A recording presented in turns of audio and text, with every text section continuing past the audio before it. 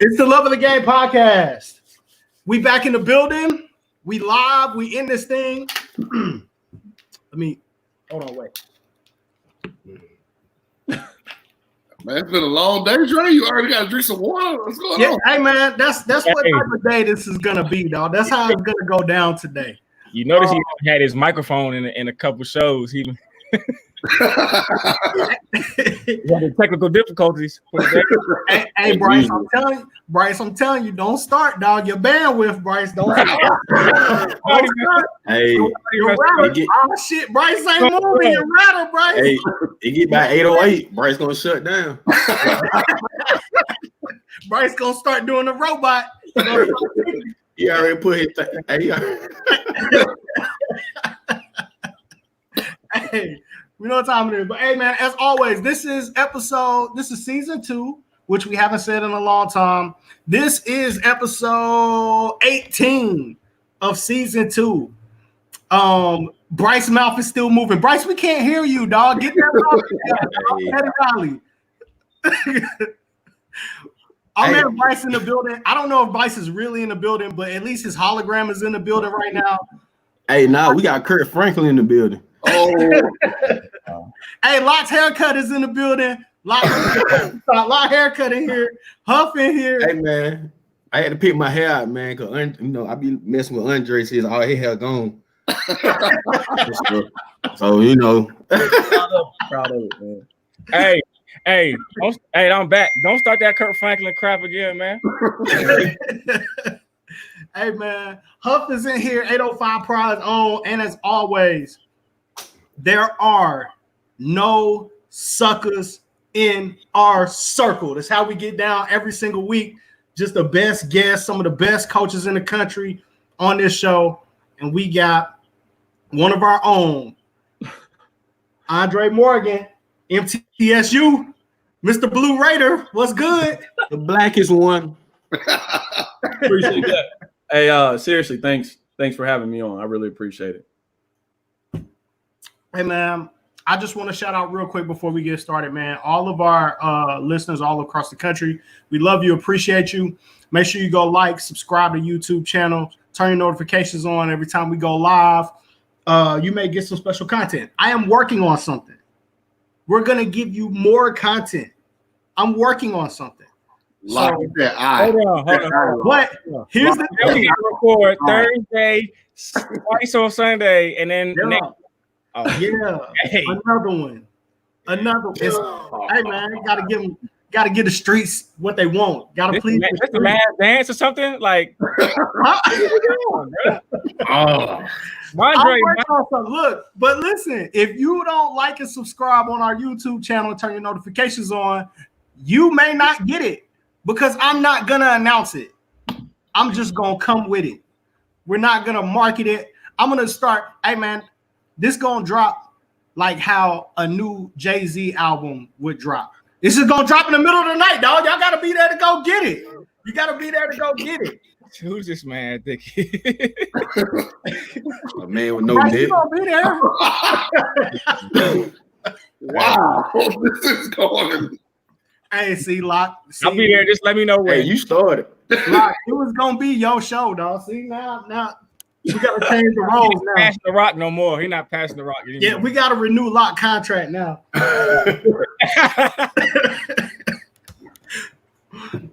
Hey, so I found out something interesting today. Well, wait, before that, we haven't talked since Sunday. How's everybody's week? Y'all good? Everybody safe? Yeah, Good. No doubt. What is it? Right. Huff. I really want to know, like, how many hours are you sleeping a day? Because I feel like you are on more classroom sessions and Zoom sessions. And Huff is a straight A student. Oh my God. Hey. You see all his coaching notes on Twitter all day long? Bro. Thank you Thursday. I didn't even get a chance to participate. So I'm doing my thank you Thursday after the show. Hey. You gotta be during this time I had to stay focused on something. If not, you get distracted. I didn't win a state championship this year, so I'm gunning for those dudes that won one. So how do I do that right now? I can't be in a gym. I got to get better, man. I got to get better so I can be better for my program and the players that I coach, man. So that's really what I'm trying to do, man, and trying to help some coach out there, get 1% better every day and, grow and meet new people so I can pass them on to Locke and Bryce, man, some new freshman youth faces, some new people for the Canes, Hey, man, so hold on. Now, I got a bone to pick right now because everybody talks about giving kids to Locke and Bryce. Who is you? Who is you? What is going on? It's a cold world. Right. Who is you, Mondre? Hey, Locke. I'm saying. Locke, You ain't put enough time in, Mondre. Hey, you got to put some years in. Hey, Dre, Talk about here. Hey, Mondre, you got to put some time in. Hey, I was in when Andre was working at Kentucky Wrestling. That's how many years I've been in. Hey, I got one better than that. I was in when he was at Young Harris, and he was coming to my summer stuff, and he was him and Heath was coming to my summer stuff at St. Francis. Now that's a long time ago, bro. Yeah, that's a long time ago. Bobby Mason, long time. Bobby Mason, yes, sir. Hey, man, I guess, brother got to pay his dues, man. I get, you know what I'm saying? I ain't against it. Locke doing you like Charles Oakley did Scottie Pippen, man. Right, bro. Man, you said he was talking all that mess before the show now. Oh. I saved mine for the audience. It's all right. We'll be the underdog side. Hey, before we get started, Andre, I got to ask you one question. Little birdie told me this. Talk to me. Here we go. So I need to share my screen. So hold on. Hey, man, don't pull up no picture of me eating Krispy Man, chill out. Like, come on, bro. So somebody told me that you said your name should be on this list. Oh no, no, on the all-time Celtics list. Why would my name be on that list? No, I said Andre Morgan. Oh, Andre. Somebody. So Can I Andre, did you say that? Can I explain myself? You All got right, the floor. my name should definitely not be on any list. Definitely that list, man. That's a special list, man. My gosh. That's a pros on that list, man. I mean, yeah. Okay, so you didn't say that. You didn't say that. I think I know who told you I said it. I definitely did not say that. Definitely did not say that. Okay. Appreciate that, though. hey, somebody got my back, Cam. Tell him, put Locke in his place. Locke is getting out of hand. Hey man, Cam, you supposed to be my OG. I rode with you to camp, different camps. But Hey, man. that's why Cam ain't got no freshman U shirt. Man. So I learned something this week. A few things this week that I didn't know. I didn't know what the hell dead period really meant. And that, my friend, is why Huff and Locke are not sending you players. Good point. I'm just kidding. Good point. So on the women's side, they went to a dead period last week where they could not contact any recruit. And I'm talking about high major, Division I. So I assumed that was going to be the same way on the men's side. No dice. That's not how that works. So what is like the dead period actually for? Like somebody explain to me what purpose. I know what it does now, but what is the purpose?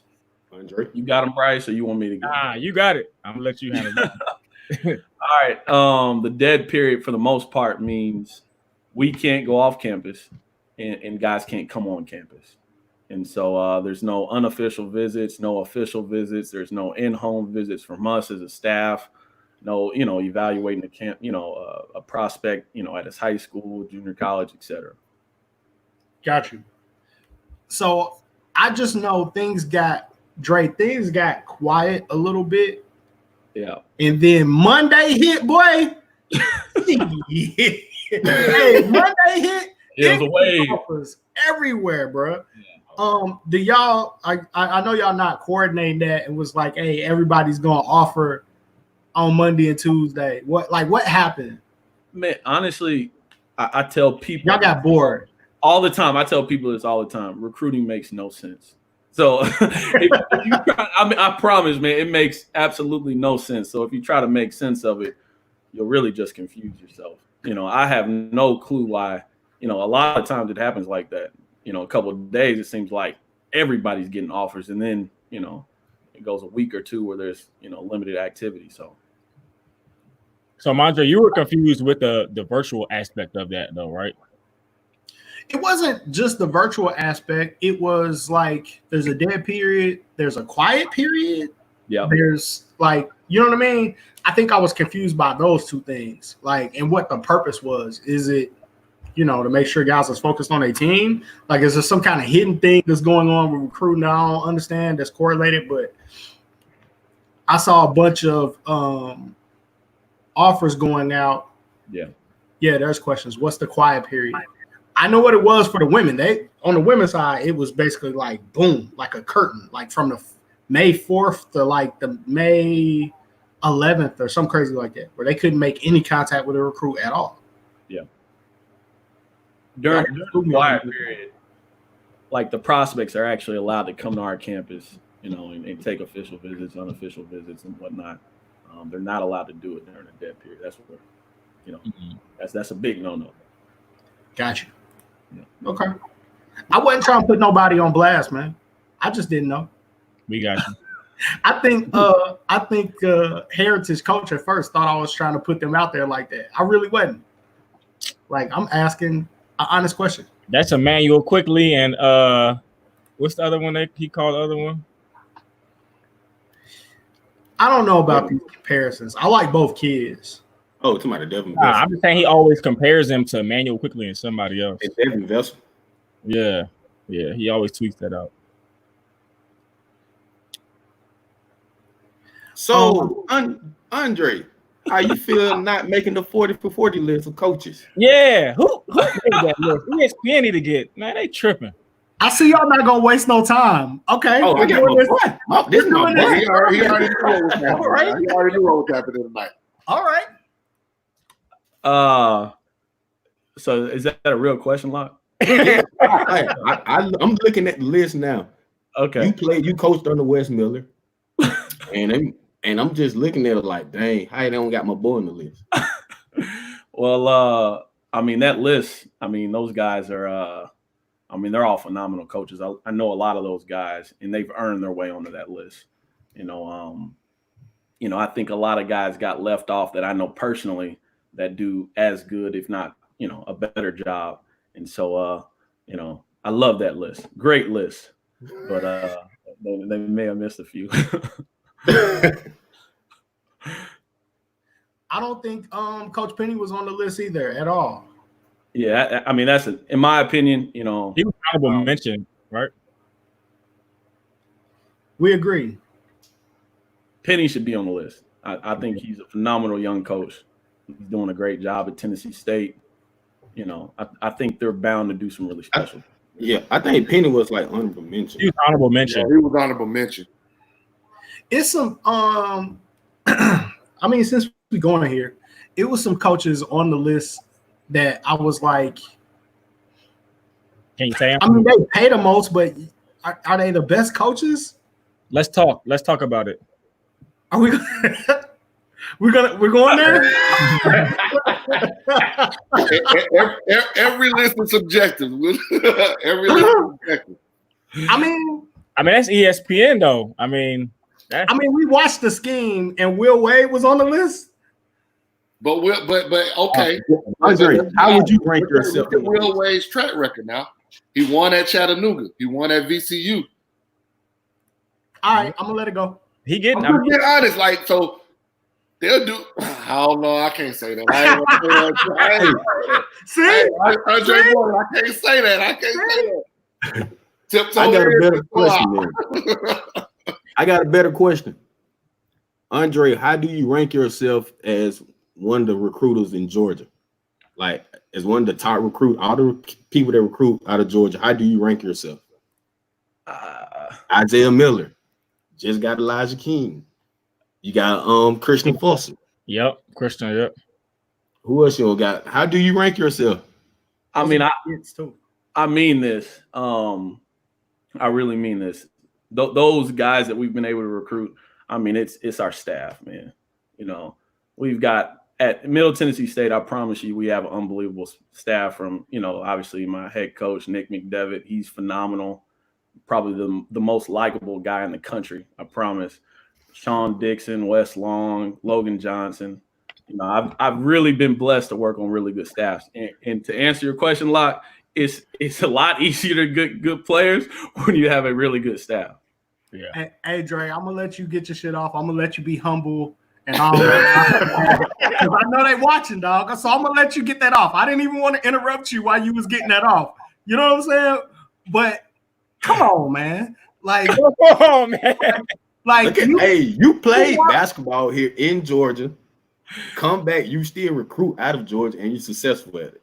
And we all know how the vibe is when guys who don't matter walk in the gym versus guys who do matter when they walk in the gym around here. The vibe is totally different. I don't even know how to answer that. Yeah. I mean, come on, hey, it's some schools here in the city that when they walk in the gym, when their assistants walk in the gym, the vibe don't change. Like, dudes don't even look up from their phone. Like, come on, man. When you walk in the gym, dudes is meeting you at the door, dapping it up. Like, it's a totally different vibe. No, all right. I've been really like crazy blessed to work in at 7 different institutions, and they've all kind of been in the Southeast. And so I've always been in reach of always being able to touch, you know, the city of Atlanta, the state of South Georgia, you know. And I think, you know, you just meet people. And so, you know, that's my answer. Hey, you got to show Cam. He can save all that staff. You got to show Cam. This is the funniest.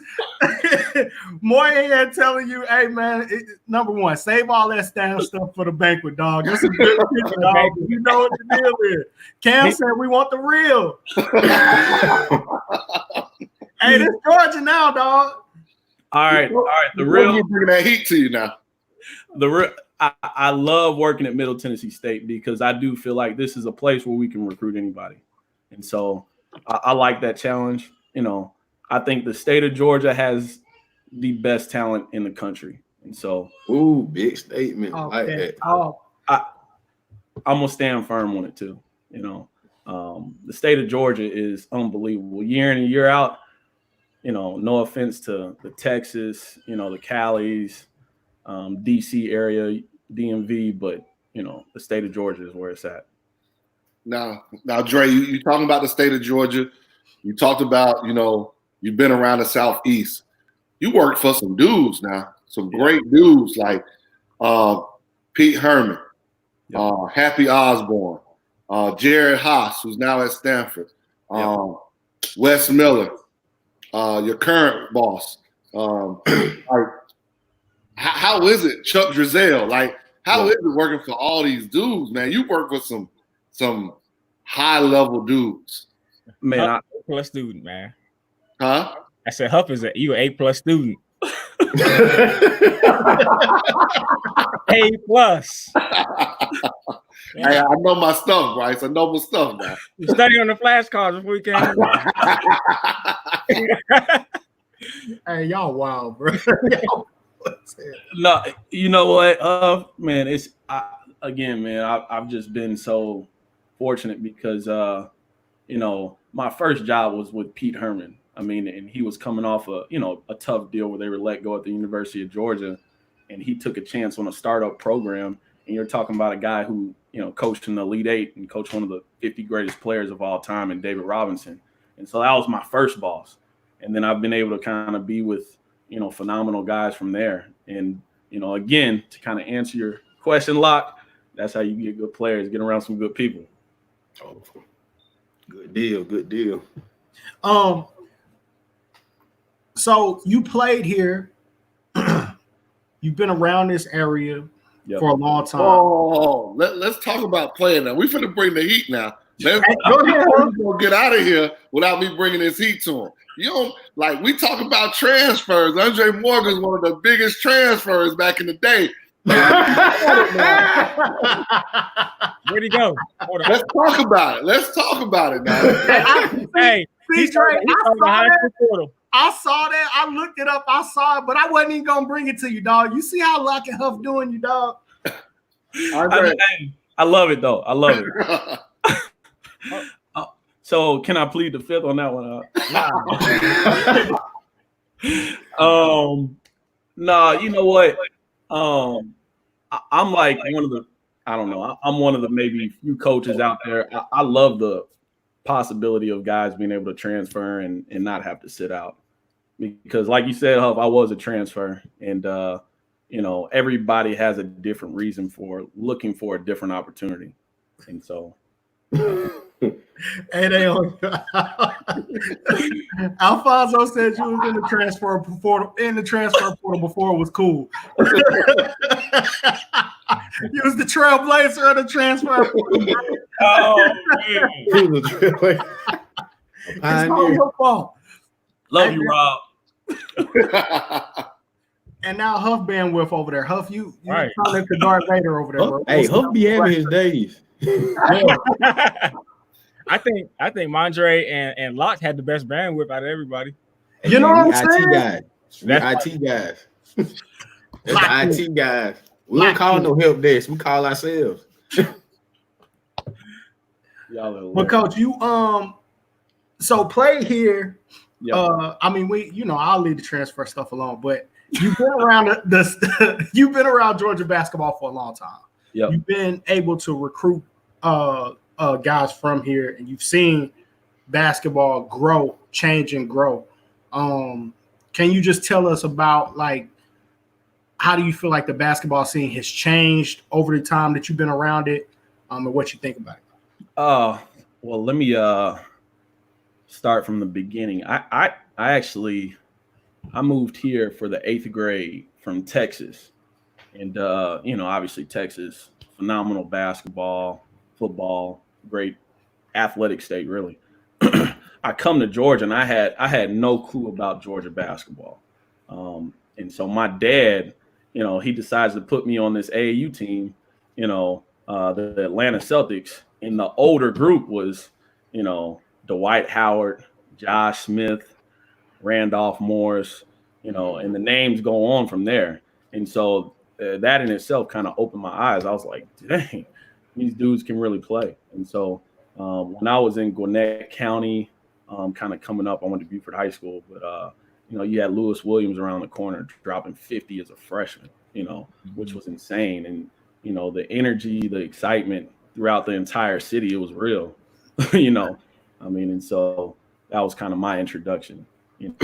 So let me ask you this, honestly, you walk in there and you see Dwight Howard and them getting busy.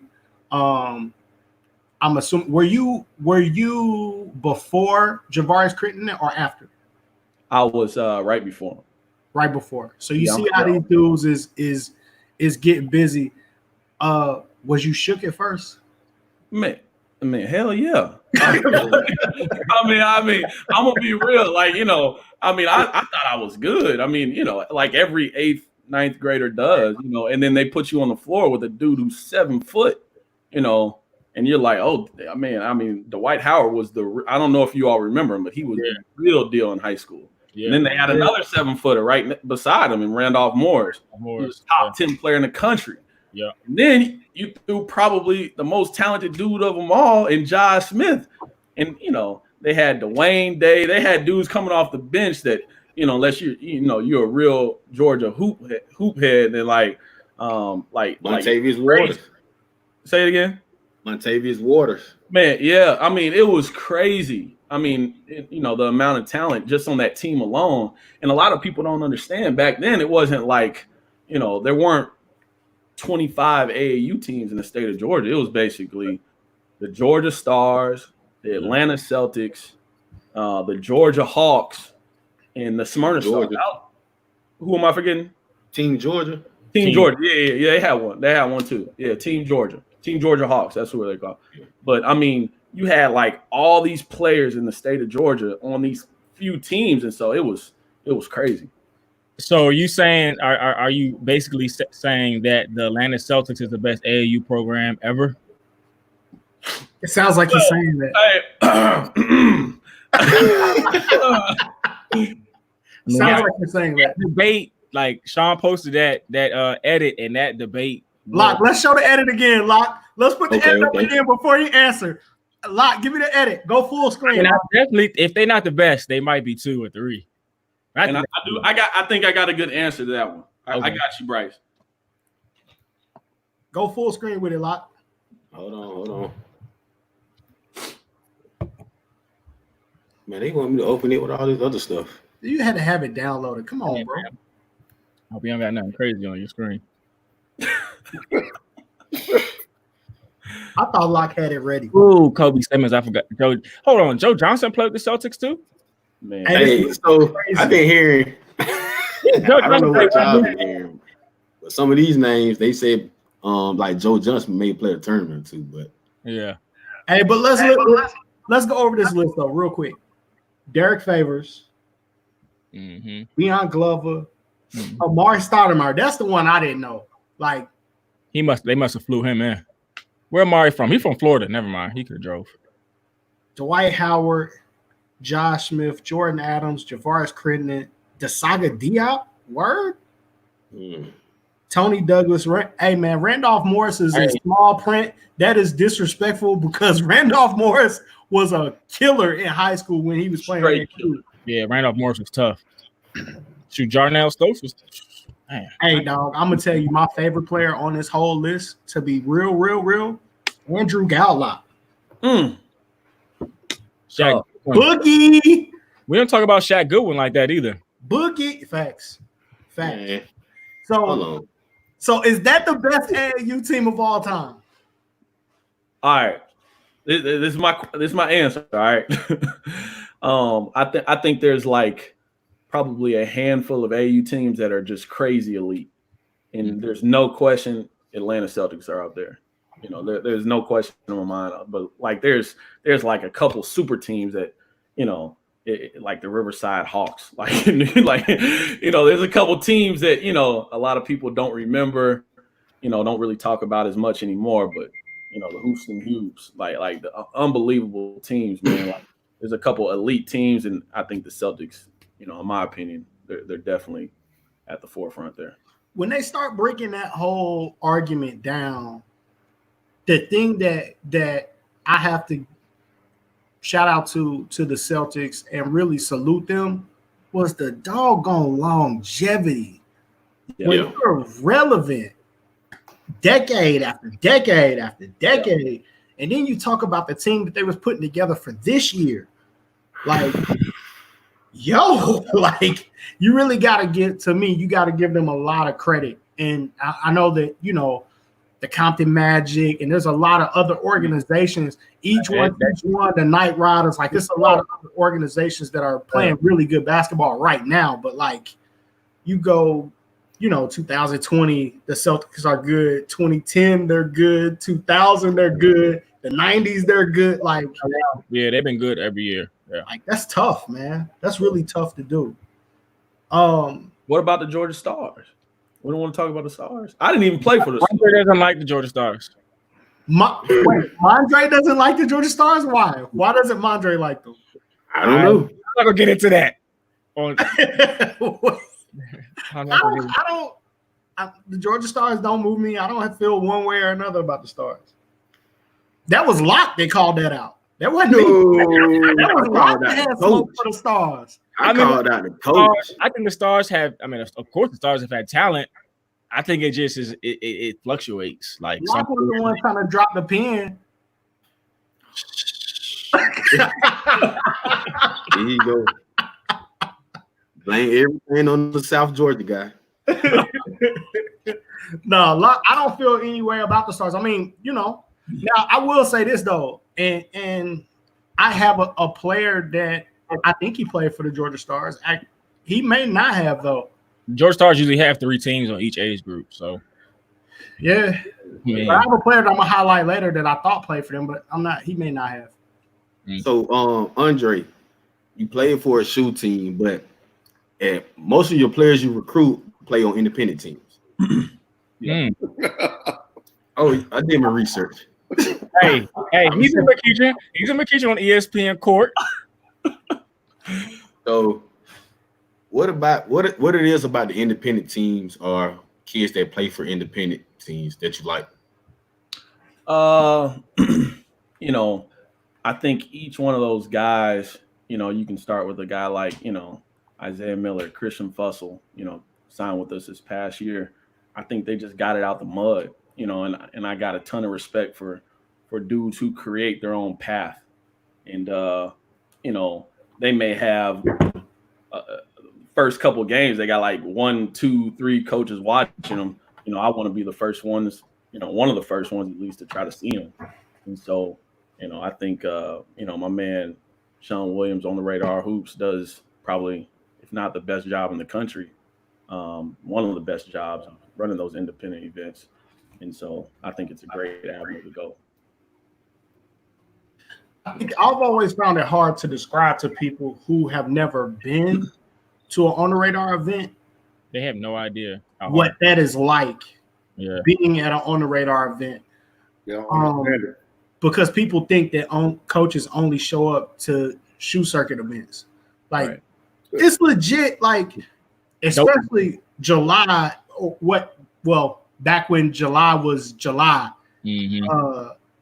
over at Emory, like, yeah, it feels like it's 1,000 coaches in there, but literally like 150, 200 coaches standing on that baseline. Yeah.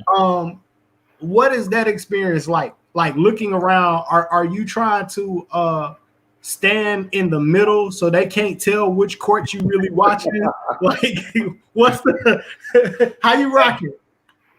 Hey, no doubt. Hey, it's funny because you'll see some coaches, they look real suspicious in the corner like this, around.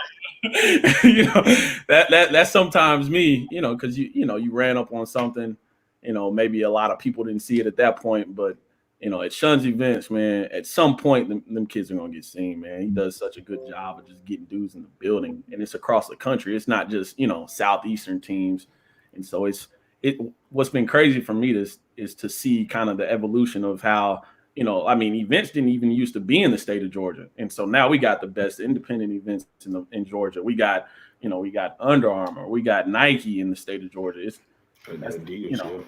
Georgia's the place to be, in my opinion.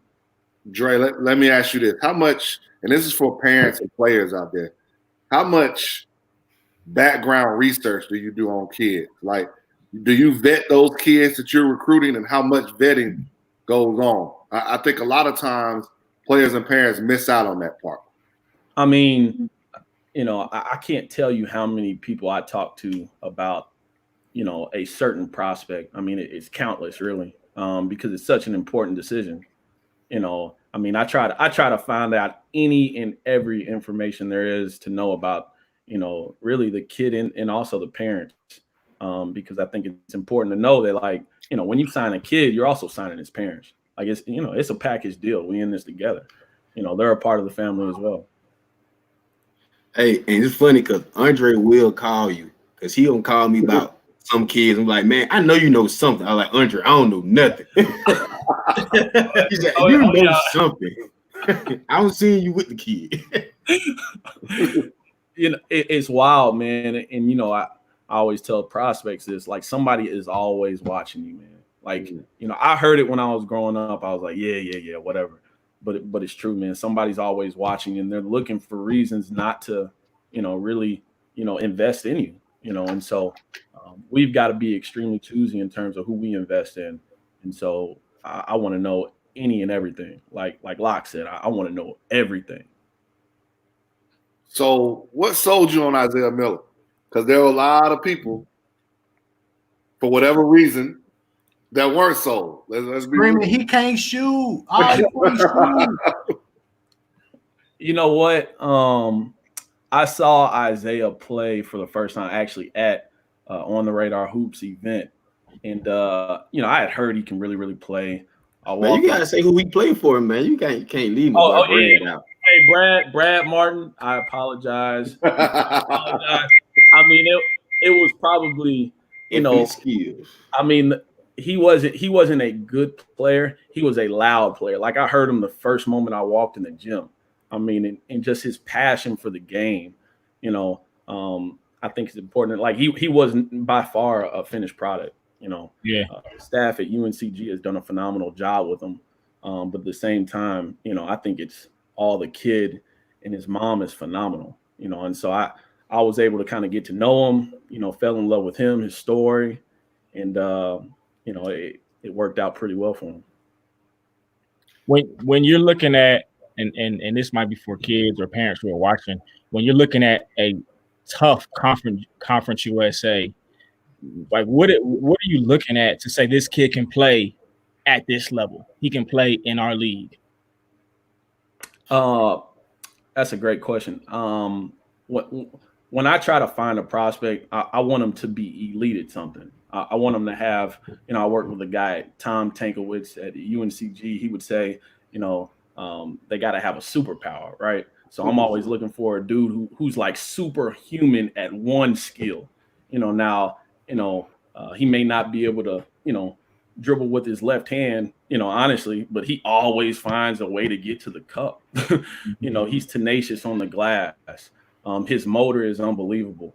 I think, once you find somebody who has that, and then you get a chance to maybe get to know the person a little bit, then you can kind of figure out, is this a guy that I can help bring more to the table, in terms of his game, like pull out just a little bit.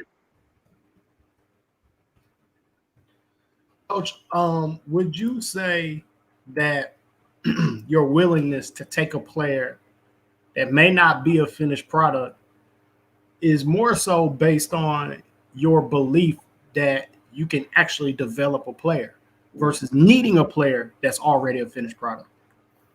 Well, yeah, I think there's no question on that. Development, I mean, it's, the most important, tool in the game of basketball, in my opinion. And, for me personally, I think about me as a young player, and I was deficient in so many areas, I found somebody who invested in me, and then I was able to improve. Year one, I became a better jump shooter. Year two, I became a better 3-point shooter, and so on.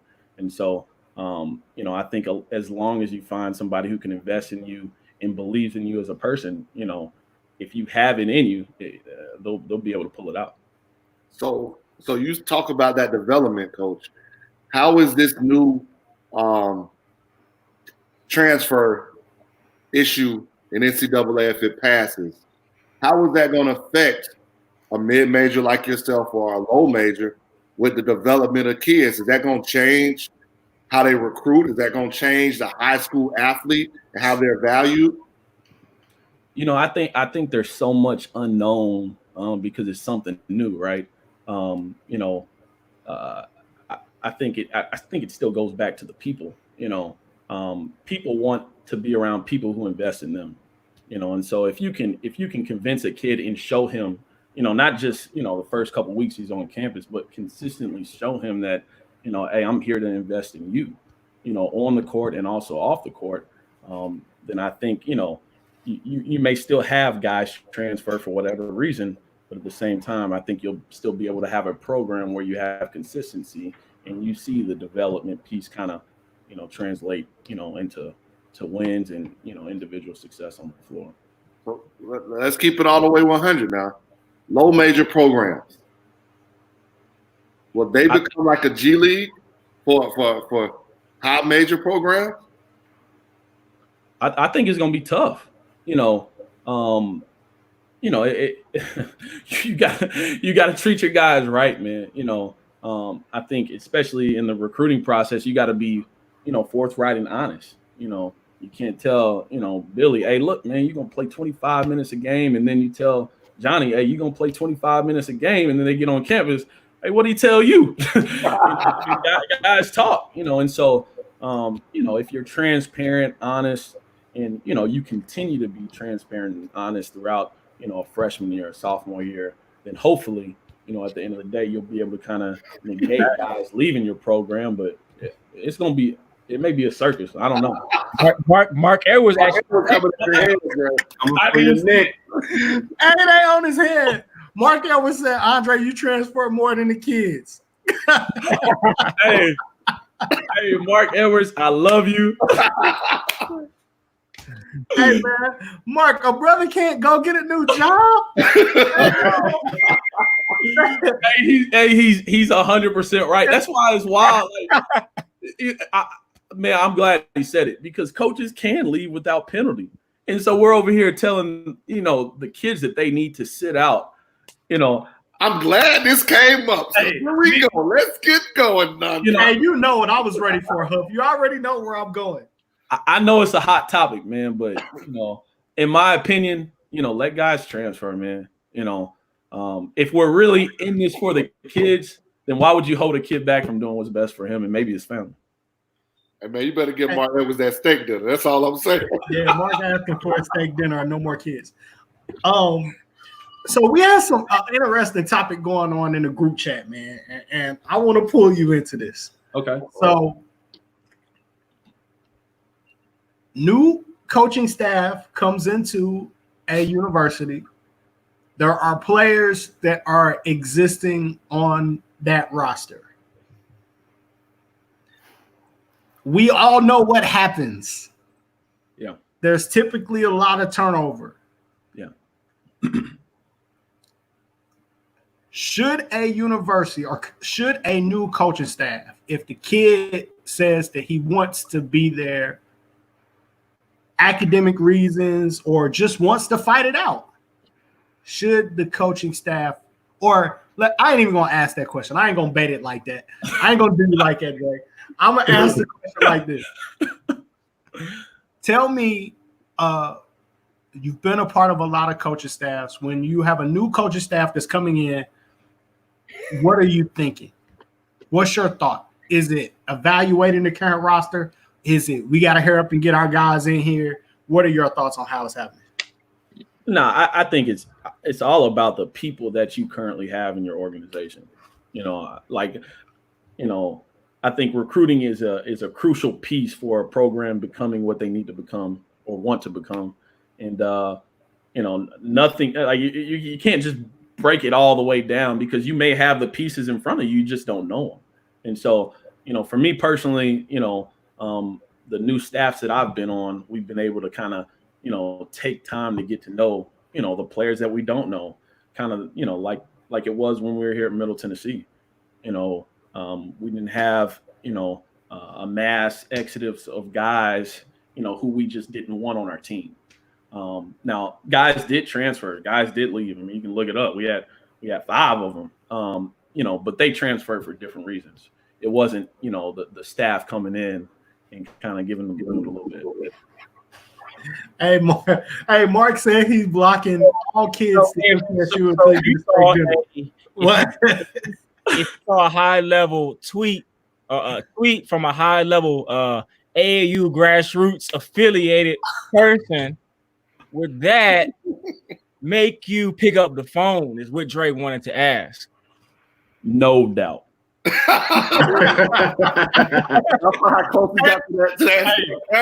don't know if you can call fast enough, and I don't know if you're talking about a current situation. I don't know if you can call fast enough, man. I think they call pretty fast. Hey, Mark is hilarious, man. So this is my question on the real. Should a coaching staff, you come in, you're new, you get hired whenever you get hired. Should a coaching staff look at kids and want to coach who's there? Should the coaching staff, let me ask this question. Here's what I want to know. I'm going to stop being nice about it and just ask what I want to know. Come on. Because this is the thing, though. Okay, we do all of this talking about student athletes. Get your education, blah blah blah. Well, when business not only gets in the way to me of athletics, it gets in the way of academics as well. Basketball is a business, and when we talk about this whole James Madison situation, the kid could have possibly wanted to stay for academic reasons. James Madison is a great university academically and could have wanted to stay. You don't have to answer from that situation, but should there be some sort of moral obligation as a coach to say, you committed here for a reason, you had other options, you chose this university, we're going to honor your scholarship if the kid wants to stay? I think that's a tough question. I really do, because you touched on it. There's a lot at play, in terms of, when a new staff comes in, they may want their kids, and they, you may want to stay, but at the same time, they may not value you the way that, you deserve to be valued. And so, in my opinion, I think that's where transparency is important. Now, I tell players a lot. I mean, you may not like what I say, you may not always like how I say it, but I'll be real with you, and so, if a player kind of decides, hey, I don't necessarily like my role at this school moving forward, and decides to transfer, I think that's one thing. But fortunately for me, I haven't been in a situation where, coming into a new job, they've just said, we're getting rid of all these dudes. And I think a big part of that is because I've been able to work with really good people. If that happened and a coaching staff just decided that, hey, this situation is not going to work, should the school or the coaching staff be obligated to make phone calls for the kid to try to help them find another destination that's going to be a better spot? Now, Andre, before you answer that, I've already told this man that with APR issues, most coaches and staffs are doing that anyway. They're not just going to say you got to go without trying to find you a new spot. But I'll let you answer. Huff be trying to save him. Huff be trying to shoot him real, dog. Huff be trying to shoot him real. No. Lifesaver vest. Oh man. We'll say his name. It ain't no big deal for us. Like, we ain't tripping at all. We'll say his name. Nothing about that. Hey, I'm trying to save Dre Morgan. That ain't got nothing to do with me. I'll say the kid's name. I don't know anything about that. I'll say the kid's name. I ain't got no problem with it. There is a process, if a kid does feel like he's done wrong, and the process hasn't gone the way that maybe it should, there is an appeals process that allows kids to stay at the university, and still be on scholarship, but not be on the basketball team. And so, like you said, I mean, it is called a student athlete for a reason. And, I think it is, our duty, as coaches, to not lose sight of that and to, put that at the forefront as much as possible. Hey, look, so Dre, Alfonso, I don't know nothing about that. That was my only thing, right? When we brought it up in the group chat, it's not that I don't understand that, hey, this coach is coming into a situation, he didn't recruit those guys. Like, I'll talk about somebody else's situation on here. Like, Amir walked into Kennesaw State. That was a horrible roster. It was a bad roster. I said it from the very beginning. I've been consistent with saying it. I said it in front of Amir. I'm not saying anything on this show that I did not say directly to him. It's a bad roster. It's going to take a really long time. Did you say it's a bad roster because you didn't know the players on the roster? No, I'm saying that I'm saying that I went to 10 to 12 home games and watched them play, and those are not players who can play at that level. The guy, to me, the kid that was leading them in scoring, should have been playing. I know those guards at Augusta University would have eaten him for lunch. Them guards at Augusta were tough, though. Yeah, We're tough. and they would have murdered him. So he had no business playing in the A-Sun. He just wasn't. So Mondre, a bad roster. If and I don't know if you guys do this with your program, but a lot of AAU programs do send people home after one weekend. What's the difference between sending somebody home after one weekend and a school sending somebody home after?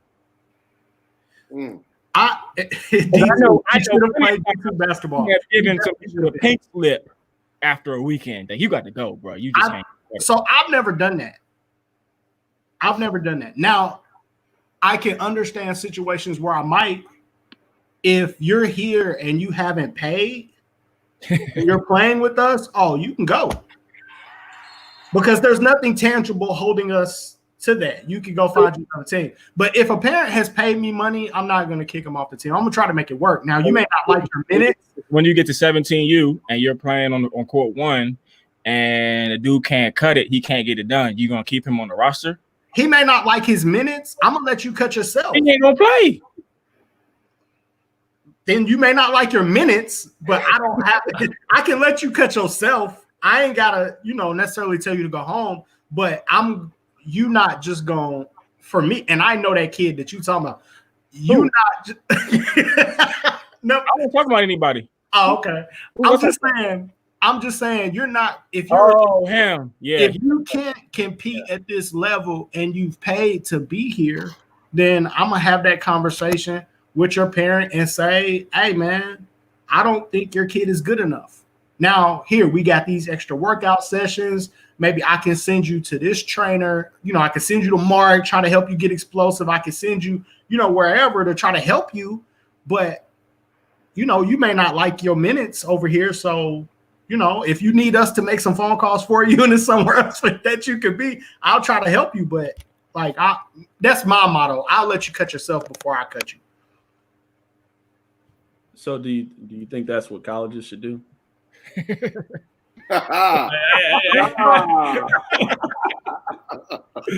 So I think there's a difference between a kid who is a good program kid, a kid that's working really hard, that's getting it done in the classroom, that's not hard to coach and practice, that's just not good enough for that level. To me, I'd rather keep a kid like that than necessarily a kid who's hurting my program. Bryce, I think we could think of another kid who just had a bad attitude, who thought they were entitled and should be given a whole bunch of shit when you really not like it. Say his name. I'm trying to figure out who you're talking about. He played for you. Did he get the pink slip? He's not playing with y'all this year.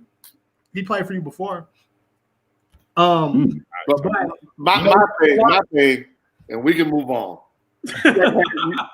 You can't have it both ways. You can't praise when a kid transfers up, and then if he doesn't fit that new coach in the new program, say it ain't right when they tell him to go.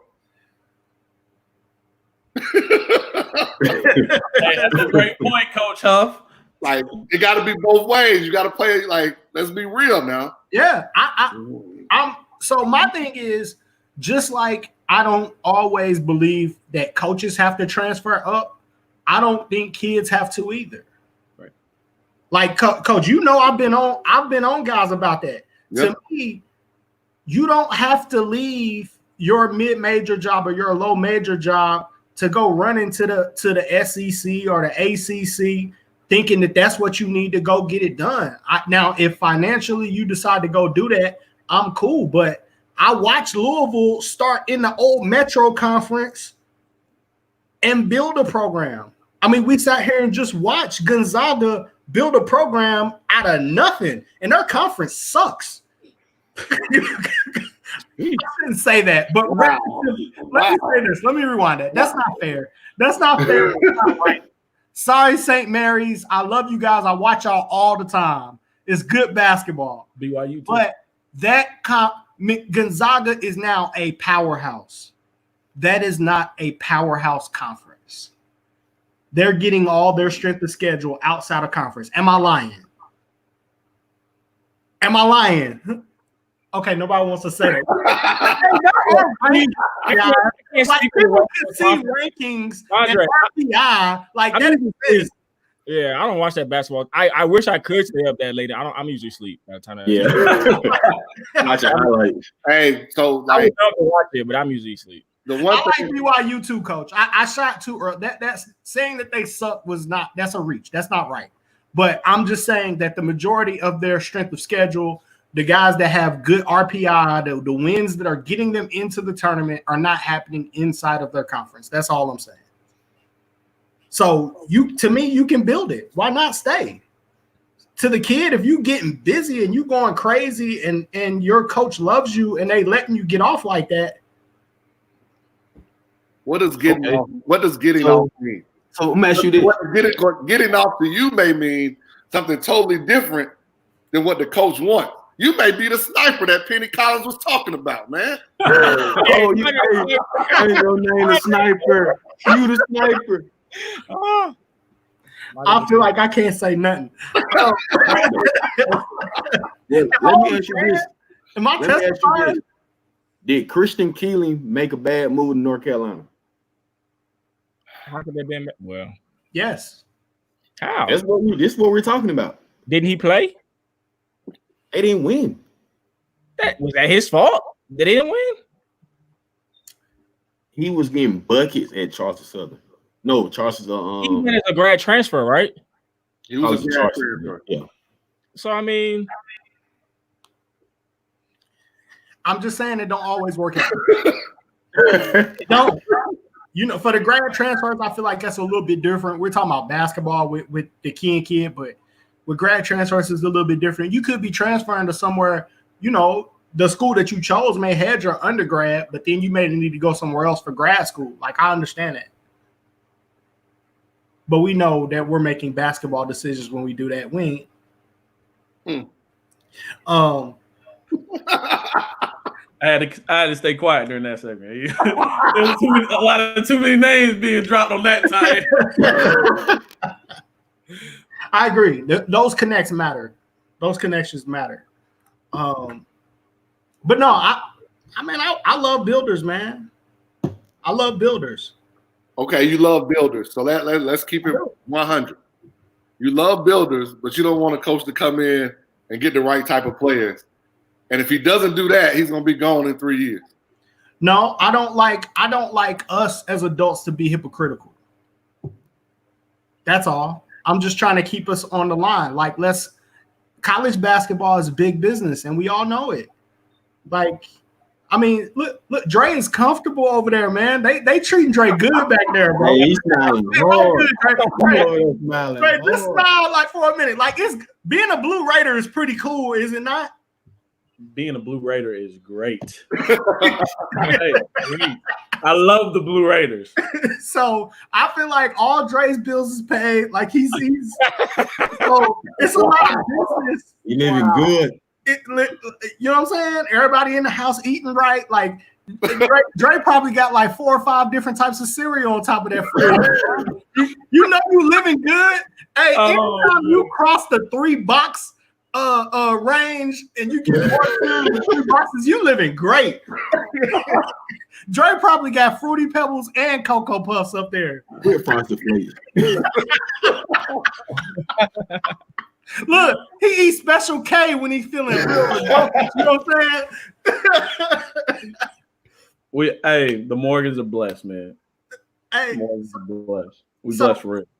college basketball is big business, and that's all I'm saying. Like, if we're gonna make it business and make business decisions, then I'm okay with that.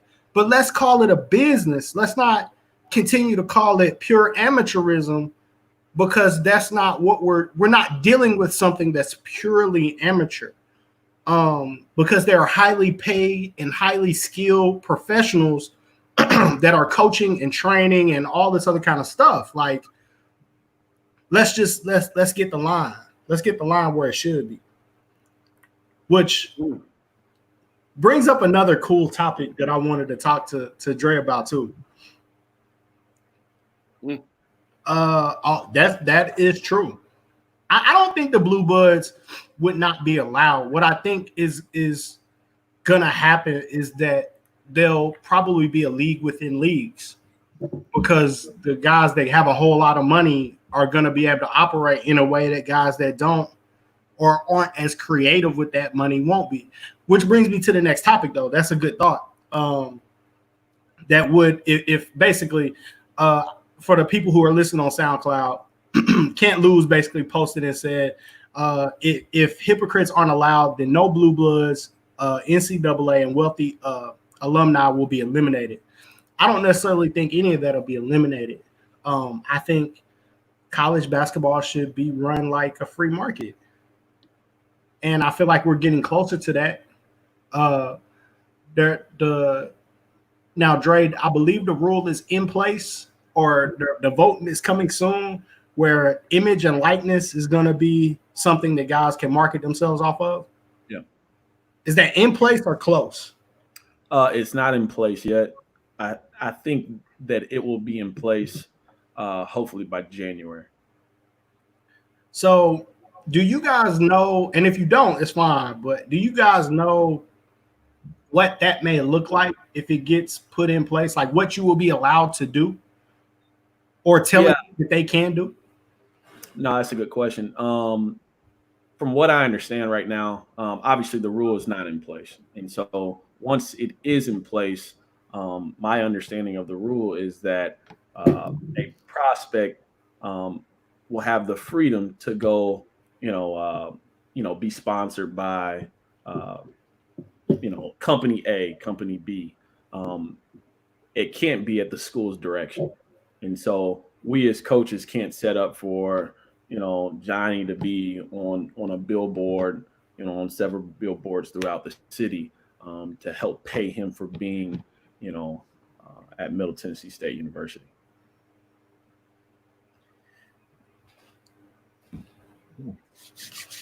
So they got a lot of work to do with that rule, by the way. I mean, a lot of work that needs to be done. A lot of work. Yeah, it's going, Hey, so exactly my question. Mark Edwards just said so a kid can get sponsored by Magic City. I'm not all the way familiar with what that is. He's a college type of cat. Hey, Mark, you on here dry snitching more than MJ, dog. Hey. Mark dry snitching on the show. That's too. That's too. Hey man, hey, y'all know all the Gwinnett people go to college. Hey, Hey, so I'll lock you hot. So that was my question. I'm wondering, are college coaches in anticipation of this rule kind of discussing this with local business owners or boosters that they may have a relationship with, or maybe even trying to build additional relationships in preparation so that if the rule gets voted yes, they're ready to go and this will immediately impact recruiting? Do you think that may be happening? That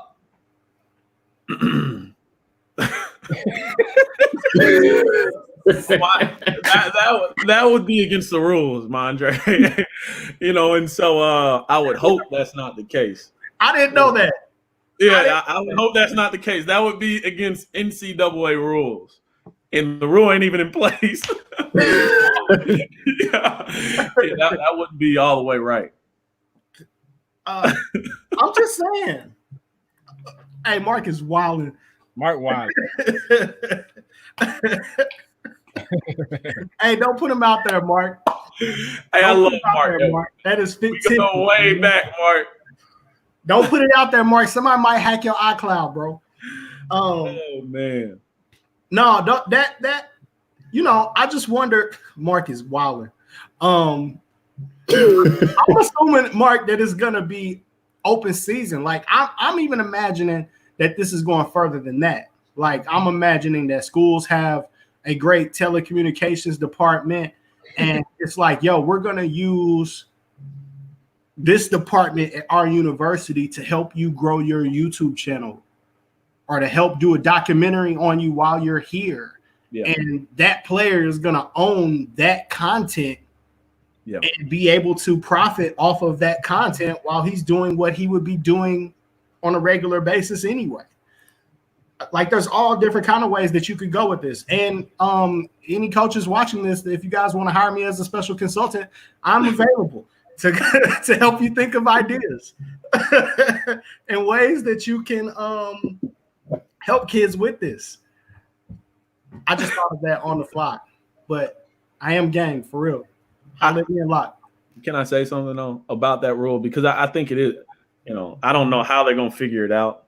But I do think that it's another rule that benefits the student athlete. And so, I'm pro student athlete in terms of, maybe not the immediate dollar amount, but, if you're able to kind of mix it up with, the CEO of company A and, 4 years down the line, that may be your main employer after your playing time. And so, I think it's a good avenue. It's a good thought. It's just a lot that needs to be ironed out. I feel like Locke got something good buzzing in right now. I'll try it. Come on. Man, my phone going off. I got something good buzzing in the group chat, but we're gonna let that ride. Dre, so we got a couple of AAU guys on here. I'm a high school coach. Locke does freshman U. What can we as coaches help you guys with at the college level to help prepare our kids to get to you? What are some things we can be doing? I think that's another really good question. I think the biggest thing that you can do for any kid is give them truth, be honest with them, in terms of, maybe the level, his ability to be a professional, in what capacity, whether it's the NBA, overseas, et cetera. I think where it gets difficult is when kids don't get accurate information and they're, it kind of, it muddies the water, really for everybody because there's so much at stake. Again, you're not just talking about a basketball player, you're talking about an individual that's a student athlete first, so, for the AAU coach, for the high school coach, Locke, you're in touch with a lot of kids. I know that, and they're always looking for advice on how they can, get themselves to the next spot. In terms of college, I think the biggest thing is for you to continue to be honest with them, good and bad. Mm-hmm.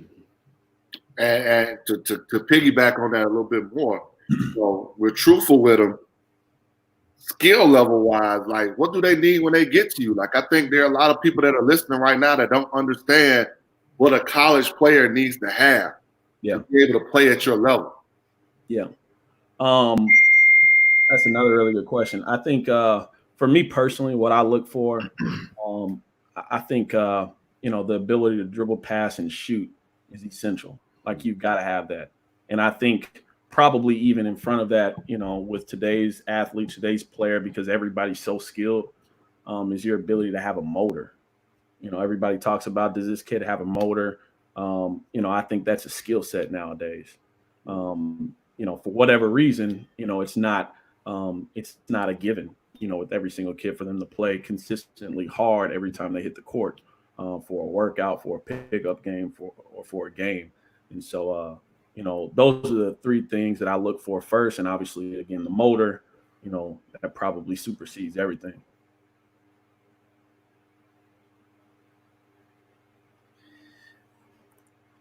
Hey, fellas, we are getting about to about that time. Coach, this is a time in the show that we always try to show a few kids and help a few kids get on, and also celebrate some kids. I think when we started this, we was trying to help the 2020 kids, and I think we pretty much blew through that 2020 class over a few weeks. But we like to try to show some players, some plays, some guys that may be under-recruited, or just some guys we want to show love to. So, hey, man, if you want to mute out, you can. But we've been known to show some guys want to make some phone calls to after the show, Coach. So you may want to keep your eyes on it. I'm locked in. I'm right here. I ain't going.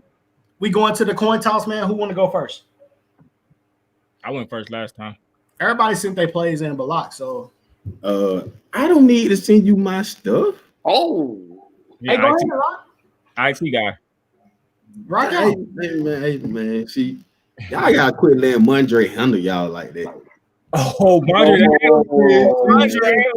didn't even ask that. Hey, Mondre, Mondre, you got my stuff. the screen share and all that today, and everybody waiting on me. So Hold on, my friend share all my stuff. Hey, who got handled, Lock, if Bryce told me, hey, I sent you my stuff? I didn't say, hey, send it to me. Bryce, I got told what to do. valid point. I just know my role, man. So I'm not. That ain't what I roll with. So I let somebody else. Lock the teammate that dribbled 32 times before every shot, dog. You see how he doing? You see how he doing? Lock is the only 6'4" forward I've ever seen in my entire life. Really, Bryce? I'm just kidding. I'm just kidding. Really? I'll go first though if you want me to though. Let's go ahead and go first. It don't matter. Let's go. All right. It don't matter. Whoever you pull up, I'll go with it. I had to take it back because I ran out of people. So I had to think about who else I knew. And Cool. I just did guards today. It never opens up on the right screen immediately. Here we go. It's your first kid, Bryce. Who's the first one? Malone.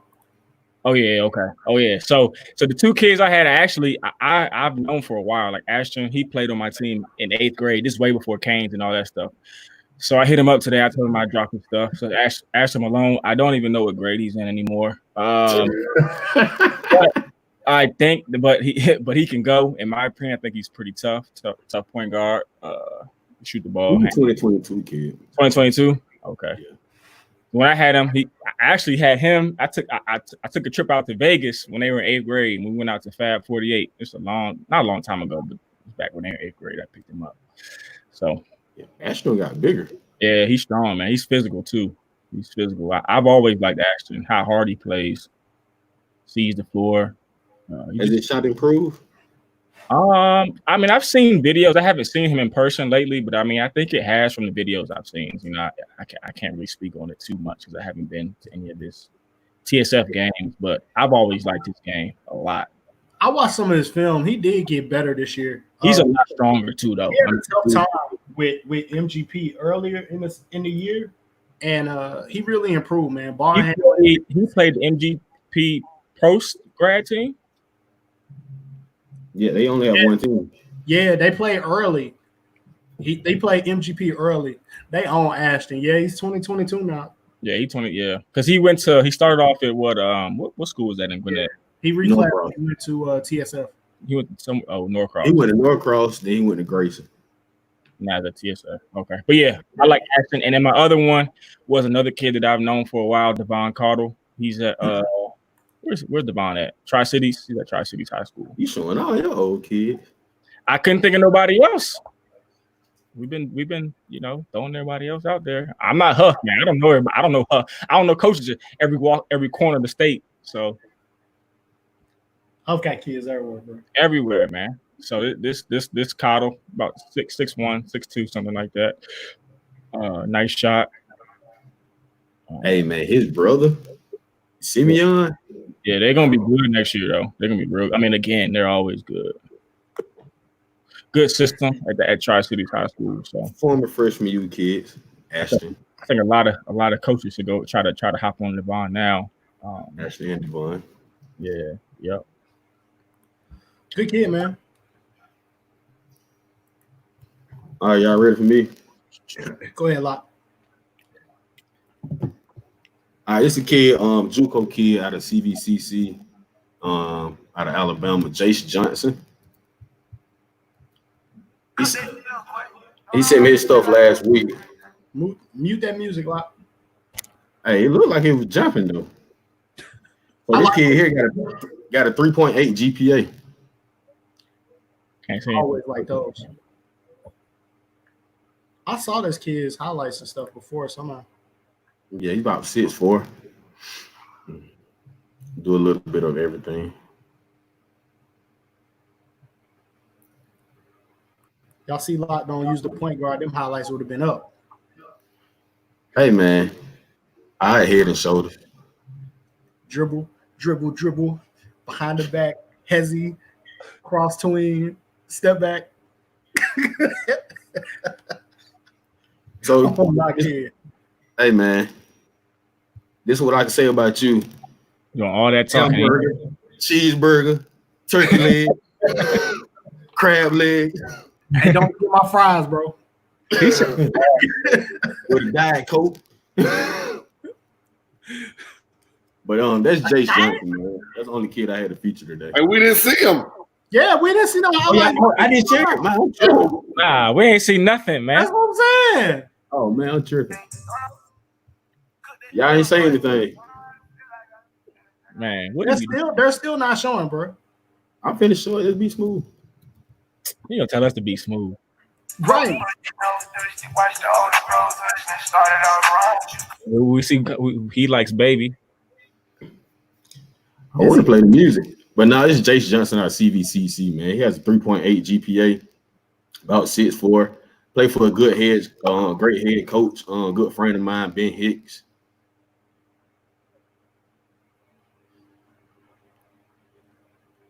He's left-handed. Yeah. He got a good size. And he look like he got a nice stroke. Ooh. Took a charge. And you seen a charge on the highlight tape. Hey, that's what's up, though. Facts. That corner three is so dangerous, boy.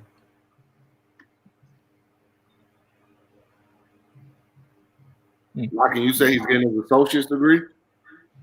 Yeah, he has a 3.8 GPA. He got a couple of different charges on there too. So I think a couple academic schools, 4-year schools need to check this kid out. And if they want to find out more information, like I say, Ben Hicks is his head coach at CVCC. Good stuff, Locke. All right. At one? Huh? You only had one? Yeah, man, I ain't finna have our podcast showing all the kids. I gotta have them over the net show and the net show. And he added another show. All right. Show a big kid, Dre. Show a big kid. What's his name? We're talking about Christina Gomes. Where you find him at, man? Oh, gotcha. Hey man, you gotta keep grinding, man. They down and make it, man. You know, that's why they went to Hutch 3 times in a row, man. 3 times in a row. So Cristiano Gomes, sophomore center, 6'10", you know. I just know people are looking for bigs all the time. He's huge. Definitely. Getting his associate degree, runs the rim. Rim runs pretty well. Does a good job ducking in. Big, strong body. Can guard the ball screen, can shoot the mid-range. Actually can shoot the trail 3 pretty well. So 6'10", that can do some stuff. You know, programs that can use a big like that. You know, he's getting his associate's degree. Look at the big boy on the edge, boy. And that made Wade turn the ball over. A lot of times, sometimes we look at numbers, and his numbers may not be what somebody would like. But I mean, that's a kid that can help some program somewhere. And again, every kid we show is not for a Division I program, or Good step out, good shot. Yeah, 6'10", big body, can pick and pop. Can we send him to Morehouse? Can do a lot of work. We need to, right? Ooh, hey man, Coach Dawson be finding them, man. Rico, find some players. Oh, that's a good one. All right, and now I'm gonna go to 2021. I just think this kid has a high upside. Jordan Wicker from Mountain Vernon High School. Yeah. I think he had a pretty good year this year. Really like the kick and step out and shoot it. He's athletic. It's a good one. Good one. Man, I told you now. Watch out, right? Good find. That's a good find. Clayton State. I think this was in Brad Martin's event. Yeah, I'm about to say this look like Bragg event. Yeah, Oh, he dunked on him. I was there. Yep. I was there. Like that's a big time. Like people may think that's basic right there. That's a good move right there for a kid. So can step out and shoot the three. He's 6'7", you said? 6'5". Oh, okay.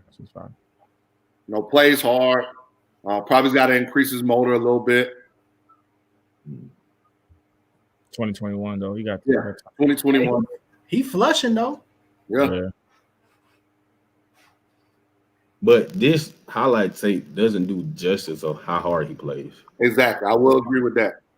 You got to see the kid in person. It's tough.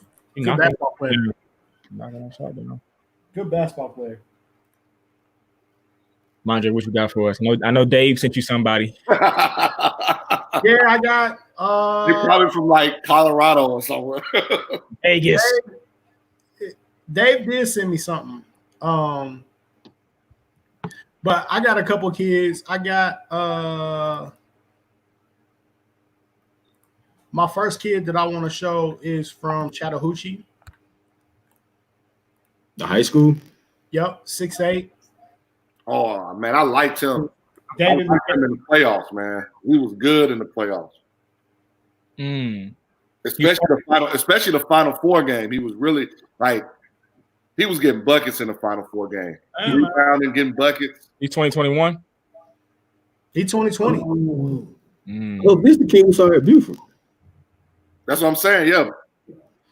And you say, like people say, people always need bigs, man. Kid play football and basketball. Still available at 6'8", 2020, from what I understand.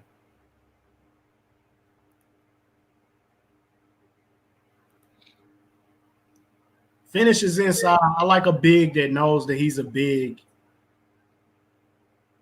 Catches. He does that really well. He can hit that 15-footer all day long. It's a nice highlight tape. But Wait also too, good left hand tap on the rebound. What AAU team that is? Mm-hmm. Yeah, that was all high school. That might have been in that event they did at Lake Point. Okay. The other kid that I'm gonna show. This is gonna look familiar.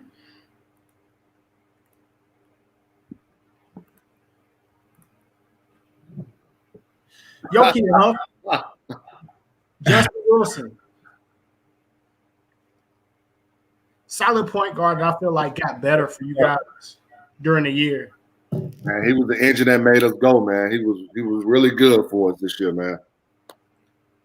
Averaged like 13, almost 7 assists, almost 5 rebounds, made shots.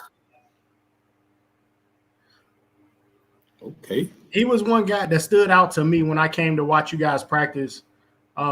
He was the first kid that I asked about. This dude, this Justin's very crafty. Like he's a He crafty point guard. This makes a lot of good basketball. He can do some different things on the end. Yeah. He wasn't guarding Zocco when he gave y'all that lemon pepper, though, was he? Nah. So if you go back and watch that film, I'm really being honest. You go back and watch that film, a lot of Zocco stuff came off tip outs. So You say he was cherry picking? no, not cherry picking. Like Zocco got a couple of baskets off baseline out of bounds stuff. But a lot of other stuff came off stuff that got tipped out to him, so he was wide open. Oh. But I'm not discrediting Zocco. He gave us some buckets now. You know? Hot lemon pepper. I mean, a lot, 30? 35. Damn. Yeah. Hot lemon pepper. Yeah, I like Justin though. He's tough, man. He's a physical point guard. He's a true point guard to me. Like he can't. He defends too, man. Like that's the He does everything that a smaller guard is supposed to do. Picks up, score at all 3 levels. It's a couple of highlights. I was trying to let it go, but it's a couple of steals that he got Yeah, from keeping the ball he's up in on somebody. the court that it was supposed to be on. Oh, if you're gonna have a nice backcourt next year. Huff, you guys This is one right here. You just about to get to it, but yeah, I love my backcourt, man. Him and Garrison, going into their senior year, Your spacing was a lot better. Like I saw you guys play Hillgrove at Hillgrove, and it just seemed like They're trying to get there, Bryce. I mean, like when the pieces were moved around and things were shifted, things changed. I don't know why y'all don't want to state the obvious and quit trying to beat around the bush. Hey man, keep going. What's the next question for Dre? Right now? Hey, I said what I was gonna say. I ain't got no problem with it. I do want to shout out one quick player, and I ain't gonna play his highlights long, but somebody that I was looking forward to watching play AAU. This kid doesn't need any help from us with his recruitment. He's out there, but I just wanted to shout out a kid like this, yo boy. Somebody was looking head circled that I wanted to watch play AAU because Locke was so high on him, and Locke is never wrong. Ain't that right, Locke? Locke's way is the only way. Man, Locke was wrong. Don't hype that, man. Man, quit hanging, man. Hey, the Nukes always hanging on the dark skin. Nukes, man. Hey, man. Oh, these studs, man. Come on. Hey, first off, I want to shout out to OST for great video, man. This is awesome video. Oh shit! But this is a kid that put what Mark Edwards put. Watch him play. Mark Edwards said. Like, oh man. I don't know that he was gonna be with the Celtics again this year or what his situation is, but I knew, I was definitely gonna be looking for him in the gym for sure. I like Danny Stubbs, man. Yeah. He's freshman you kid, D Stubbs. He's good. Yeah. Dynamic player, man. Pebblebrook is gonna be something to deal with, and he's gonna have a lot to say about that. But didn't want to show his whole highlight tape because he's really good, and we typically focus on sleepers. And Danny Stubbs is not a sleeper at all. Yeah, he's not a sleeper. Yeah, he's a very good basketball player. Yeah, he's pretty good. Yeah, he's been good for a long man. I coached against him in middle school. He's give us that work. Yeah, I think he gave me 30 piece one time, 8th grade. Yeah, Danny Stubbs is very good. Yeah.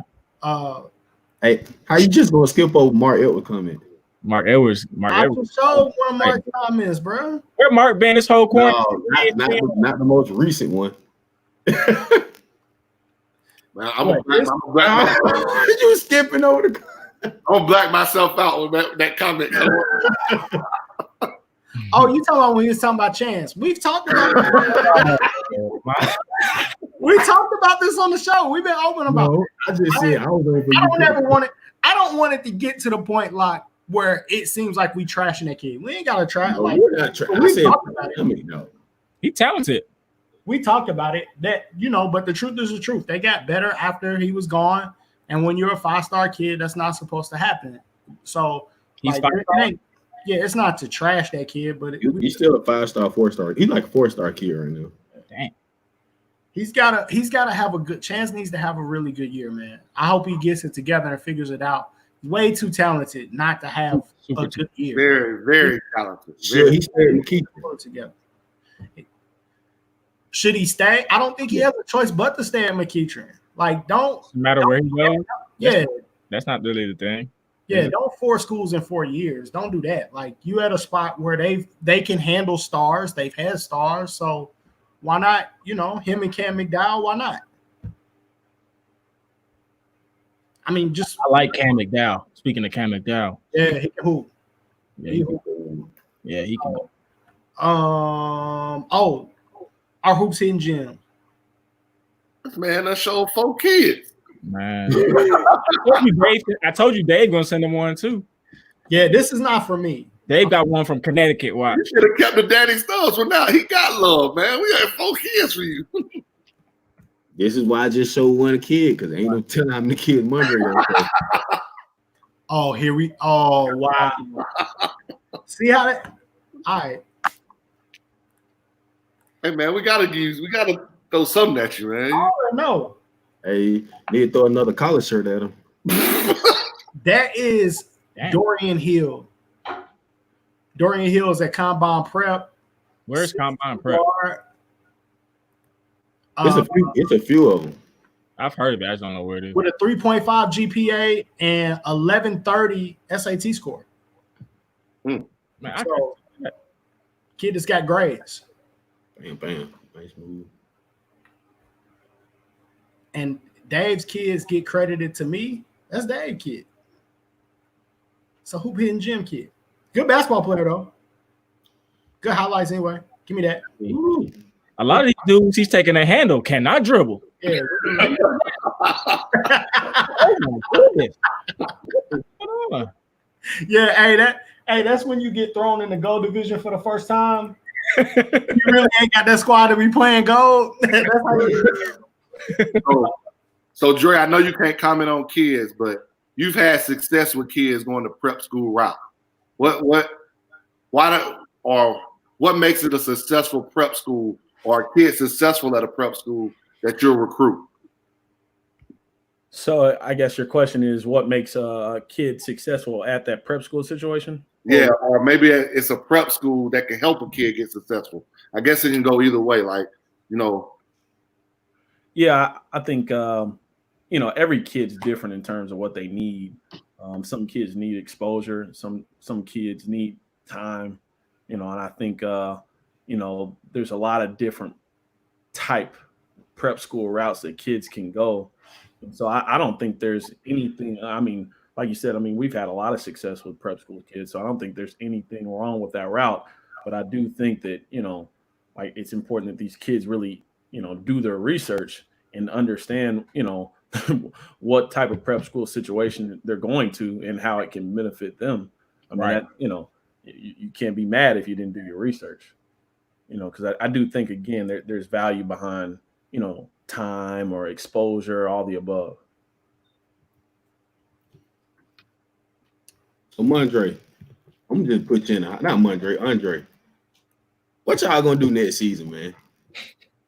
Man, I think that's a great question. Appreciate it. What y'all gonna do next season, man?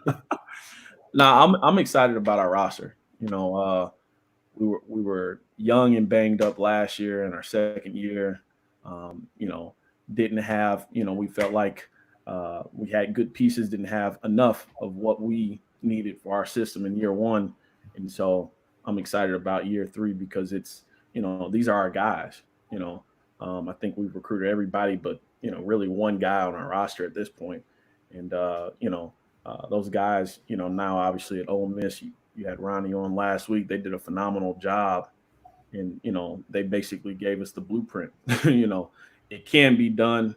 And, it will be done again.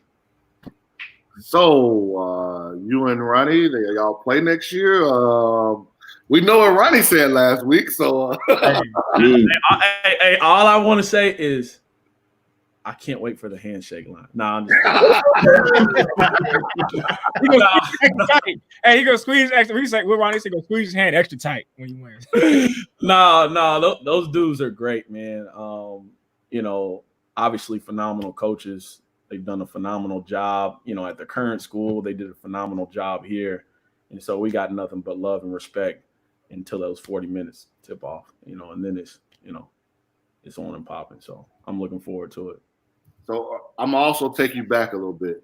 When you were at UAB, that was a hell of a staff, Trey. Like, let's talk about that staff for a minute. Jared Haas, who's the head coach at Stanford. Richie Riley, who's not a head coach at South Alabama. And obviously Rob Erkon, who was the head coach at UAB. Kevin Devitt, who was on the show earlier, was part of that, who was also at the staff at UAB, was at Wright State before. I mean, I'm missing somebody too. Like, y'all had some dudes, man. Yeah, I meant what I said earlier in the show. I mean, I was fortunate to be on. It wasn't a good staff. I'm telling you all, it was an elite staff. And, the success they had was not by accident at UAB. Rob Eson, elite person, elite coach in this profession. Jared Haas, obviously the head coach at Stanford, elite coach, elite person. Richie Riley, the same, elite coach, elite person. And Jeff Wolburn on that staff. We had Kevin Devitt, you mentioned his name, and, former McDonald's All-American Bobby Fraser. He's making noise, in the city of Chicago. As a high school coach right now, and he's doing a phenomenal job. And so that was an elite staff. And again, I gotta put this plug in there. Man, I promise I'm not making it up, man. We have an elite staff here at Middle Tennessee State. Nick McDevitt, Sean Dixon, Wes Long, Logan Johnson. You know. Hey, Sean is another Georgia boy. hey, Yeah. I used to slip jealous of Sean. He was every time. Oh man, how Sean get there, man? When Sean was at Asheville, man, how Sean get there, I ain't man? never seen no shit like that. Hey, Mondre, male shouldn't be jealous of female straight. Hey, Mondre, male should be Your jealous. OG Noob's looking at you, man. Your OG Noob's looking at you. OG Nukes. Your OG Noobs. Man, come on, man. And y'all wilding right now. Hey, you can ask him though. You can give him. I used to give him buckets though. You can ask him that. I can confirm that Sean Dixon said he gave you buckets. Hey, I can't confirm that. Hey, I'm gonna leave it at that. Sean Dixon told me he gave you buckets. Come on, man. The thing about Sean was he had the ultimate green light. This man could shoot 30 times a game. I shot about 8, if that, to 10. Ultimate green light. Like, nah. Not to me, dude gave me buckets. So you're saying it's true he did give you buckets? I just want to know. Not to me, dude gave me buckets, bro. If anything, we went back and forth. So Bryce, you saying you didn't have a green light? Did you have like an amber light? What was I didn't have no light. I had no lights. I had moved in. I'm a transfer like Dre. So like I was but Dre still had a green light wherever he went. No, I didn't. I didn't have no green light. About Morgan. Morgan. I got Dre Morgan. I didn't have no green light. What I'm saying is, if anything, we went back and forth. But in the games, he could shoot 30 times a game. I ain't had no green light like that. Wasn't going down. Sure. Hey, it ain't too many dudes that giving me buckets. So he gave you buckets. Just say it. It's okay. It's okay, man. It's okay. If anything, we will go. We going back and forth all in practice every day, like me and him. So, like, if anything, like I said, we going back and forth. He not cooking me. Ain't nobody cooking me, bro. The thing about Sean, what I will say is like 100%. This dude, like when I moved here from DC, I just played basketball. Like I went to camps, I played. I didn't do the other stuff off the court. What I will say about him is like this dude, like I'm going home, everybody's going home. He's in the weight room. That's the one thing that he was special about that. Like he was constantly putting in work, constantly. I'm gonna brag on my man for a little bit. It hasn't changed as a coach. I mean, he grind like he's a true grinder. I mean, like the dude. If we were running miles, like we had to run on Kennesaw Mountain every year before we even started the season. Like he ran the whole thing before everybody else. If we were on the track and we had to run a 6-minute mile, he ran it in 5. You know what I mean? Like he was that. I will say he was that dude. But when it comes to playing, so he had the green light because he you gotta realize Kennesaw Mountain was a new school. Jesse Bonner was the first coach. No, you're not listening though. He had the green light. I don't hear none of that. What Bryce is talking about. He had the green light because he outworked everybody else. No, he had the green light because they loved him like that. No. Next. Hey, so Dre, I need to know that this story is true. You helped break up a fight at a prep school? Was you out recruiting and broke up a fight? Hey, no comment. Cam is my man. No comment. Hey, no comment. Hey, so wait, was it coaches fighting or was it kids fighting? Who'd you break up? No comment. That's wild. Hey, tell his business, man. Put his business on the street, Cam. It had to be like coaches, or parents. I wish I would break up a parent knuckling. Well, when I saw that fight at Duluth, but never mind. Hey, yeah. No comment by him now. Huff wasn't involved, but I wasn't about to break it up, boy. But Coach, here's a direct question for you. What does Middle Tennessee State look at when evaluating high school players? Kids scoring in games. A lot of kids think it's just about scoring. What is it that you're looking at when you're out recruiting? You know, that's a great question, because that's something we talk about with every recruit that comes across our desk, you know, that we get serious about at least. And, you know, I'll say it this way. I mean, you know, every player is different, right?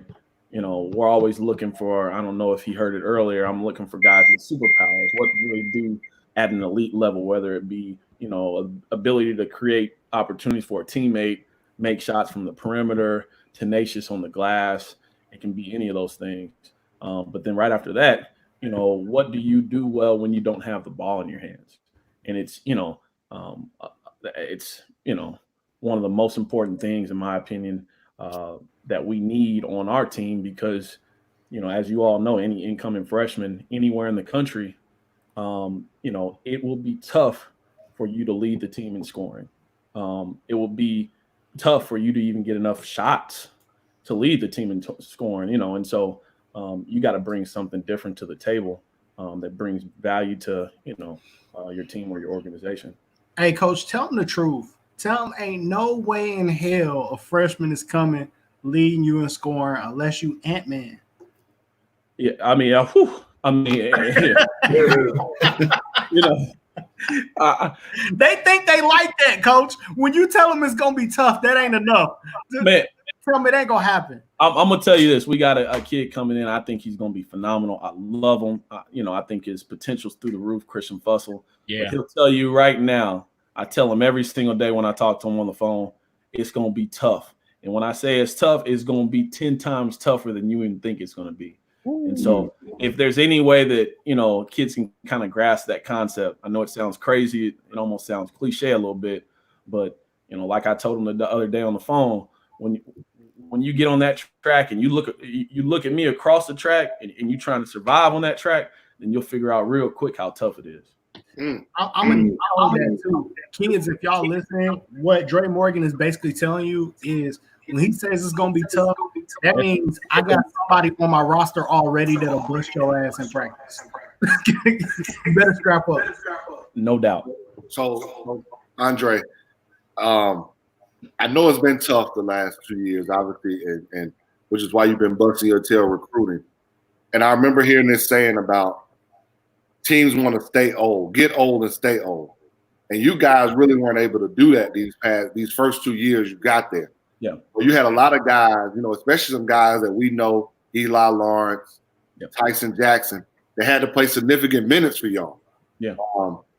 How is that going to help them and help your program going along as you get older? You know, obviously with some guys you're bringing in, obviously with Georgia ties, but those guys getting those extended minutes last year, how's that going to help y'all? I mean, you know, for us, it's the foundation of our program, right? Those guys, you know, we had the same conversations that I just talked about with me telling them, hey, look, man, it's going to be tough. And then it's going to be 10 times tougher than you think it is.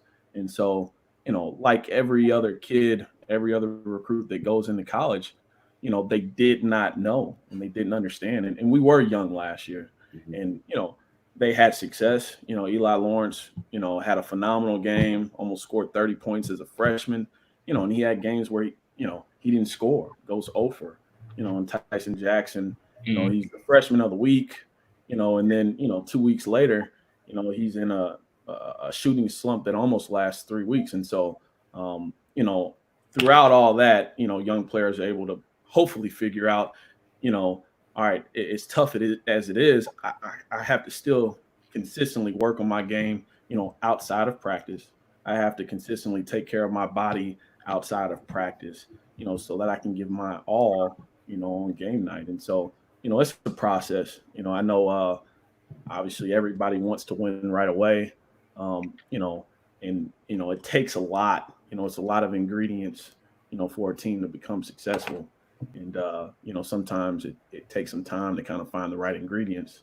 And I think we finally have that. So I'm looking forward to a big season. I think we've got the right personnel, the right experience, and most importantly, these guys have lost. To value winning, sometimes you got to lose. Yeah. You got to get your head beat in a little bit. Coach, I didn't know y'all got Bryce Coffee on y'all roster now. Brian Coffey? Yeah, Brian Coffee. I'm sorry. Yep, Brian Coffey, another Georgia kid, GAC, Shiloh High School. He's extremely important to our team, adds a ton of experience, maturity, he's almost like, I think he's a rising coach down the line. And so he does a phenomenal job of just communicating with everybody. Everybody likes him. He's extremely important to our team. Locke normally asks this question, but go ahead, Locke. Food. No. Best game. Bumping in the locker room. That's Locke question. Oh yeah, man. What you bumping in the locker room, Dre? Okay, all right. That's a great question. All right. I fought it for a long, long time. I'm not gonna lie. The NBA young boy thing, I didn't believe in it. I'm not gonna lie. I was like, I don't get it. I didn't want to hear it. Nah, you got me put down. But he penetrated me, man. I ain't gonna lie. He got me. He did get me. And I'm gonna credit, Tyson Jackson mostly. He's a music head, and so he was almost just beating it into my head. And now I'm a fan. So in the locker room, every game we hear that. Every single game. That's shocking. I've never heard anybody say that before. I've never even listened to his music like that. I'm not gonna lie, man. I'm surprised you said him too. Yeah. It took a lot for me to say. I can't tell you one song. I mean, I know what he looks like, but I couldn't tell you one song that he. I don't know. Give him a try. I'm gonna try. Dre, It took a lot of time. I'm gonna say that it took a lot of time. Andre, play your favorite song, your NBA YoungBoy song. Play your favorite song. They're gonna get us taken off YouTube, dog. You can't do that, bro. I only listen to the edited NBA. So what's the rivalry game, Coach? When you call love of the game and you say, "Hey man, I need all of y'all on campus," because we're coming. See, we don't ask for an invite anymore. Now we just tell people we showing up. I got that from Locke. What's the game on the calendar we getting invited to, Coach? I'll be honest, I almost view like everybody's like a rival. So I'm not gonna lie to you, from I'm not gonna say specific names, but I'll say colors. The guys in green, the guys in red, I hate them, I'm not gonna go further than that, other than to say, everybody's a rival, especially the green and the red. Okay. Coach, when we come, we gotta feed want to look at our schedule now. Right. Teams are green or red. And it seemed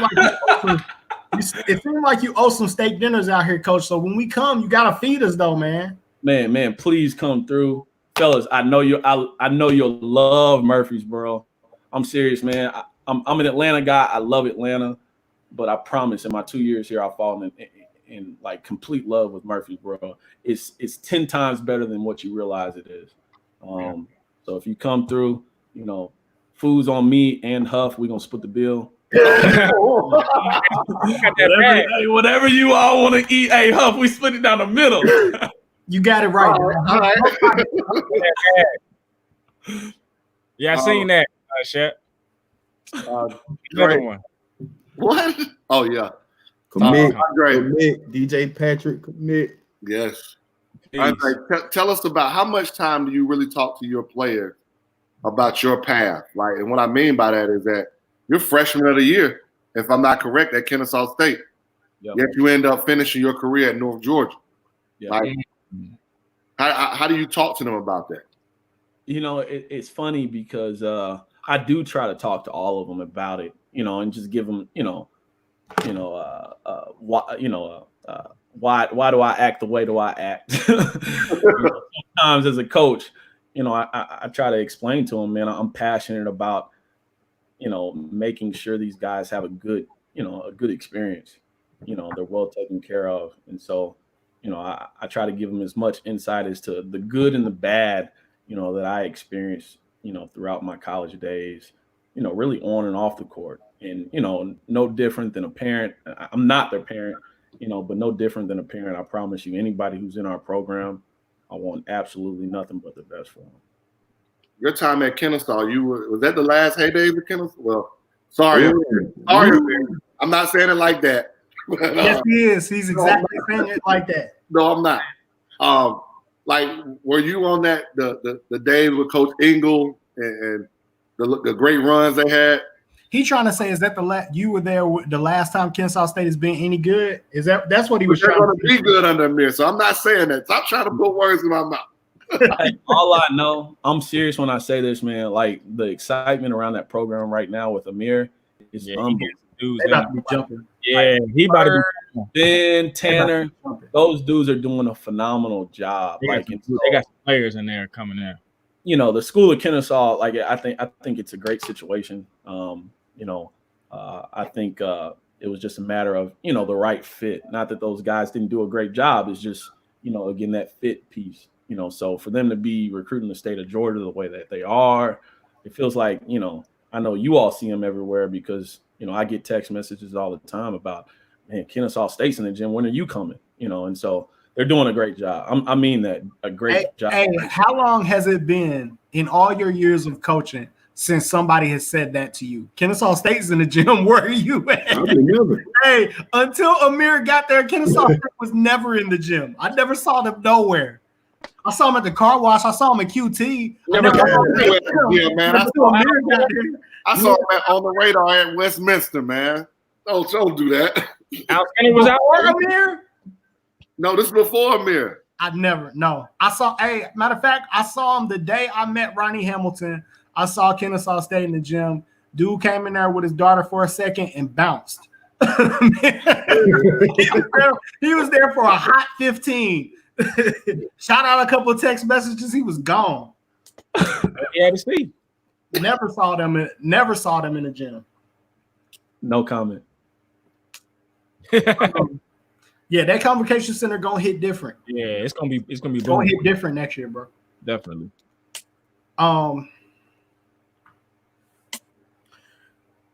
Coach, we getting towards the end here, man. We Huff, you want to tell us about what's coming up for MCA Georgia next week? Oh man, so next week is gonna look a little different. We're bringing on head coaches of a lot of HBCU programs for HBCU meet and greet next Wednesday and Thursday. So from Tuskegee to Grambling to Alabama A&M to list goes on and on, to Tennessee State to North Carolina A&T. We're bringing them on so they can talk about their program, what they look for in athletes, and then ask some questions. And we're gonna roll them through, man. And we're just trying to show some support for some HBCU programs and let them understand that Atlanta is a hotbed. We want you down here to recruit. There are players for you, and we want us coaches to be able to see them so they can build that relationship. So that's next Wednesday, May 20th, and Thursday, May 21st. You'll see a lot about it on social media. And it's going to be later in the day, too, for you, Mondre. So it's going to be 5 to 7 p.m. So there we go. No excuses. There we go. They be trying to cheat me, Dre. They be doing it at 12 noon, 1 o'clock in the afternoon. Like, bro, I'm at work. Exactly. Then tell me the session wasn't recorded. You see how they do? You see what I'm saying? That's how Huff do me, dog. That is how they get you. Yeah. Send me the recording, dog. Hey, man, if you can't show up on time, man, I can't keep sending you the recording. Hey, I signed up this week and didn't even get the link, though. No, I got mine. Dang. I got mine. I promise you, because I'm thinking like, dang, why I get the link? Maybe. Why did you text me? Because I didn't want to interrupt. You had already started. I'm like, man. It was the day because I was about to watch you present. It was your day, and who went before you? Who went before you? Jamie and Christian. Yeah. George, yeah. So that was a good one too. Yeah, and I'm hey, like, Mondre caught that one. I was trying to too. I was in there. Hey, Bryce, you do got a point though, because Dre, here's what Huff and them do. If you join late, boy, yeah, it's Huff, like the class. Between Huff and Coach Black, boy, they'll leave you in that lobby for like 45 minutes.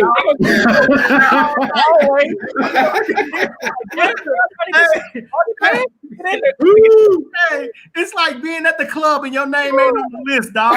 MCA in Georgia, boy. Hey, you want your players on time? You gotta be on time, Coach. You aren't getting in. So I'm looking at 12 and like, damn, maybe it wasn't today. I'm like, man. My bad, Cam. HBCU roundtable tomorrow with Cam Daly at 5 p.m. He's got 4 great guests lined up tomorrow. Go to his Twitter. He'll have a link for you if you're interested. And obviously, we all know about CB's Corey Black's networking on Saturdays at 2 p.m. Mondre, I don't know how many dudes you done been able to network and connect with that you just hadn't known. I mean, it's big time, man. I think we had over 60 people on there this past Saturday. I mean, from all over this country, man, from Seattle to Texas to Kansas to New York. So it's big time. Yeah, hey, yeah, Bryce, don't worry about making that call, man. Don't worry about it. What call? I'm trying to catch up with Bryce. I can't have Bryce on that phone call. I ain't never catching Bryce. He started joining that one. Networking on Saturday. It must have been some women on there or something. Oh, wow. Hey, Bryce, you don't be pulling no girls like that, so you know. Yo! You know, hey, I get the baddest chicks on this podcast. So what you talking about, bro? What you talking about, bro? Oh, come on, Lord. Come on, bro. I'm staying silent, bro. I ain't got nothing to do with that. All right, Bryce. I ain't gonna put you big. Hey, who we got on the show Sunday? Sunday. Let's see. I'm trying to get Huff up the floor, dog. And Huff is killing me, dog. Hey, man, you can't shimmy your shoulder to everybody. You can't go up to him and shimmy your shoulder to everybody. You saying you gotta have some game, bro. No, the difference is I have a situation, but I get the Stop. Be clear. Let's be clear. Huh. Let's be clear. All right, on Sunday, 5 p.m., assistant coach of Alabama, Charlie Henry, who's also been a coach in the G League. He'll be joining us on Sunday. Assistant coach Charlie Henry from Alabama. Hey, let's be clear. You can't shimmy everybody, man. Hey, they play it out in the early 20s. Call to play for Huff. Huff ain't shooting. But man, that's our show, Dre. Honestly, man, we appreciate you in our gyms. Like, there's so many people that leave where they from or leave, the city where they came up at, and then don't give back to the city. In my opinion, yeah, you're coming down here and you're getting talent, but you're giving young men an opportunity to chase their dream and to get a college degree for free. And that's huge. So we appreciate you always coming back and valuing the kids in our state and entrusting us with bringing up good talent. So definitely appreciate you, sir. I just want to take a quick minute to say thanks to you guys as well. I'm Andre, Huff, Locke, my man. Seriously, because I am a fan of the podcast. I mean it, man. I've seen you all build this thing. It's phenomenal. More than anything, I know we get on here and we joke, we laugh, but I think you all are doing a great service to the people of educating them, from the players to the parents. And so, again, thank you all. I appreciate you having me on. Appreciate you. Thank you. Hey, Sylvester, boy, you might want to go watch the replay, boy. You missed a live one tonight, dog. We're on one tonight. Hey, Andre, did you remember the first time we met? Oh God. Hey, can we in the show, Mondre, in the show. It's certain coaches that I just remember when I met them. We was at McKeitron. It was at Sean event, and I think he was working. He was at Kentucky Western, Kentucky. And you know Sean loved Jimmy Nicks. That's his spot. That's his spot. And I was gonna go fix me a plate, and you said, "Nah, bro, I got it." I looked at you like, man, I got homeboys who been my home for 20 years. They would never go fix my plate. And you brought me back to plate, and I just looked at you. I'm like, I don't know if he did something to this. Trying to look out for you then and now, man. What's all love. No doubt. Hey, man, that's our show for tonight. Catch us on Sunday, 5 o'clock. 5 o'clock. We got Alabama assisting in the building, man. We're gonna have a lot of fun. And then, of course, as always, Sunday night, you could catch us right after the Last Dance at 11:05, and we'll give our Last Dance reaction show. Working us to the bone, boy. It's always fun, man. And I don't want this to be over. I really don't with the Last Dance. I could get 20 episodes. I feel like just give me one of every all-time great. Like I really want like the Larry Bird version of this. You said you want the Dan Marley version? Hey, I know we talk about basketball all the time, but I'm not gonna say anything crazy right now either. But the 30 for 30 that Mark McGuire and Sammy Sosa. That is gonna be a good one. That is gonna be a good one. Yeah. So I mean, I know we don't got basketball, but Andre got a problem with that one. Oh, you got a problem with Sammy Sosa? No, I just want to know why he's light skinned.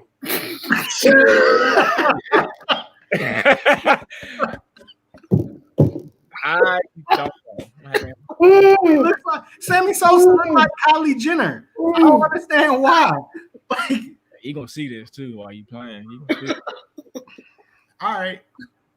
Oh man, Sammy Sosa. It is dope, right?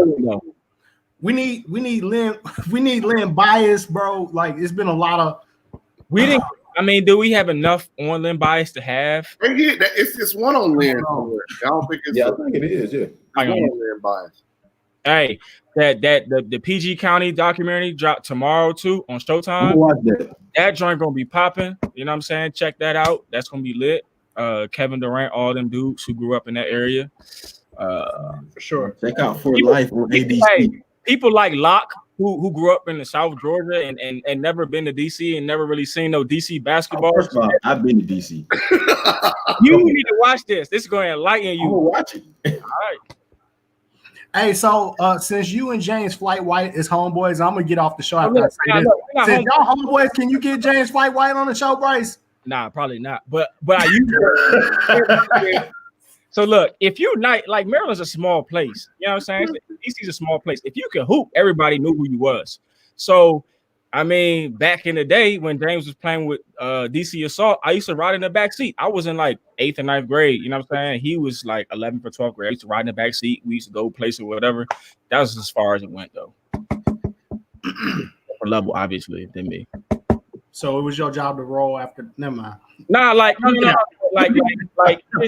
here's a long story short. Like my dad was the AAU coach, and he stopped coaching basketball around 8th grade. But the DC Assault had a bigger name, you know what I'm saying? So he was coming and taking, they were doing what they did.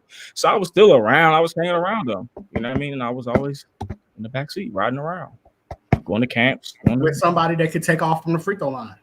Yeah, he did. But then like my best friend at the time was also playing with DC Assault. So he was traveling, to Vegas and ABCD and all these places like that. So we was always together. You were always together. And at that point, like we had stopped playing. My dad stopped coaching around 8th grade, but we had grown up together. So that's kind of how that happened. And then like DC Assault came in the mix, and James White was there. He all used to be in the front seat. I was used to be in the back seat on some Little Brothers type shit, like getting signed. Like kind of how Huff tried to do me on the show. Yo, yeah, little bro. But nah, I don't think I can get him on. Like I don't know. It's working out. But that's our show. There will be no James Flight White, I guess. Bryce sent that out. But Dre, man, our platform is open to you, bro.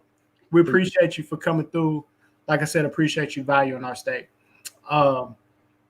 Be sure to go like, subscribe, turn your notifications on. Never know what type of content you're gonna get coming from us. Also, man, go support SUV TV, man. Go to SUV TV's YouTube channel, like, subscribe, turn notifications on. All types of great content being shown over there as well. That's always the platform. That's the business. Shout out to our family over at SUV TV. For sure. That's it, man. Still Love of the Game podcast. We out. Don't say nothing yet, Bryce. I'm not.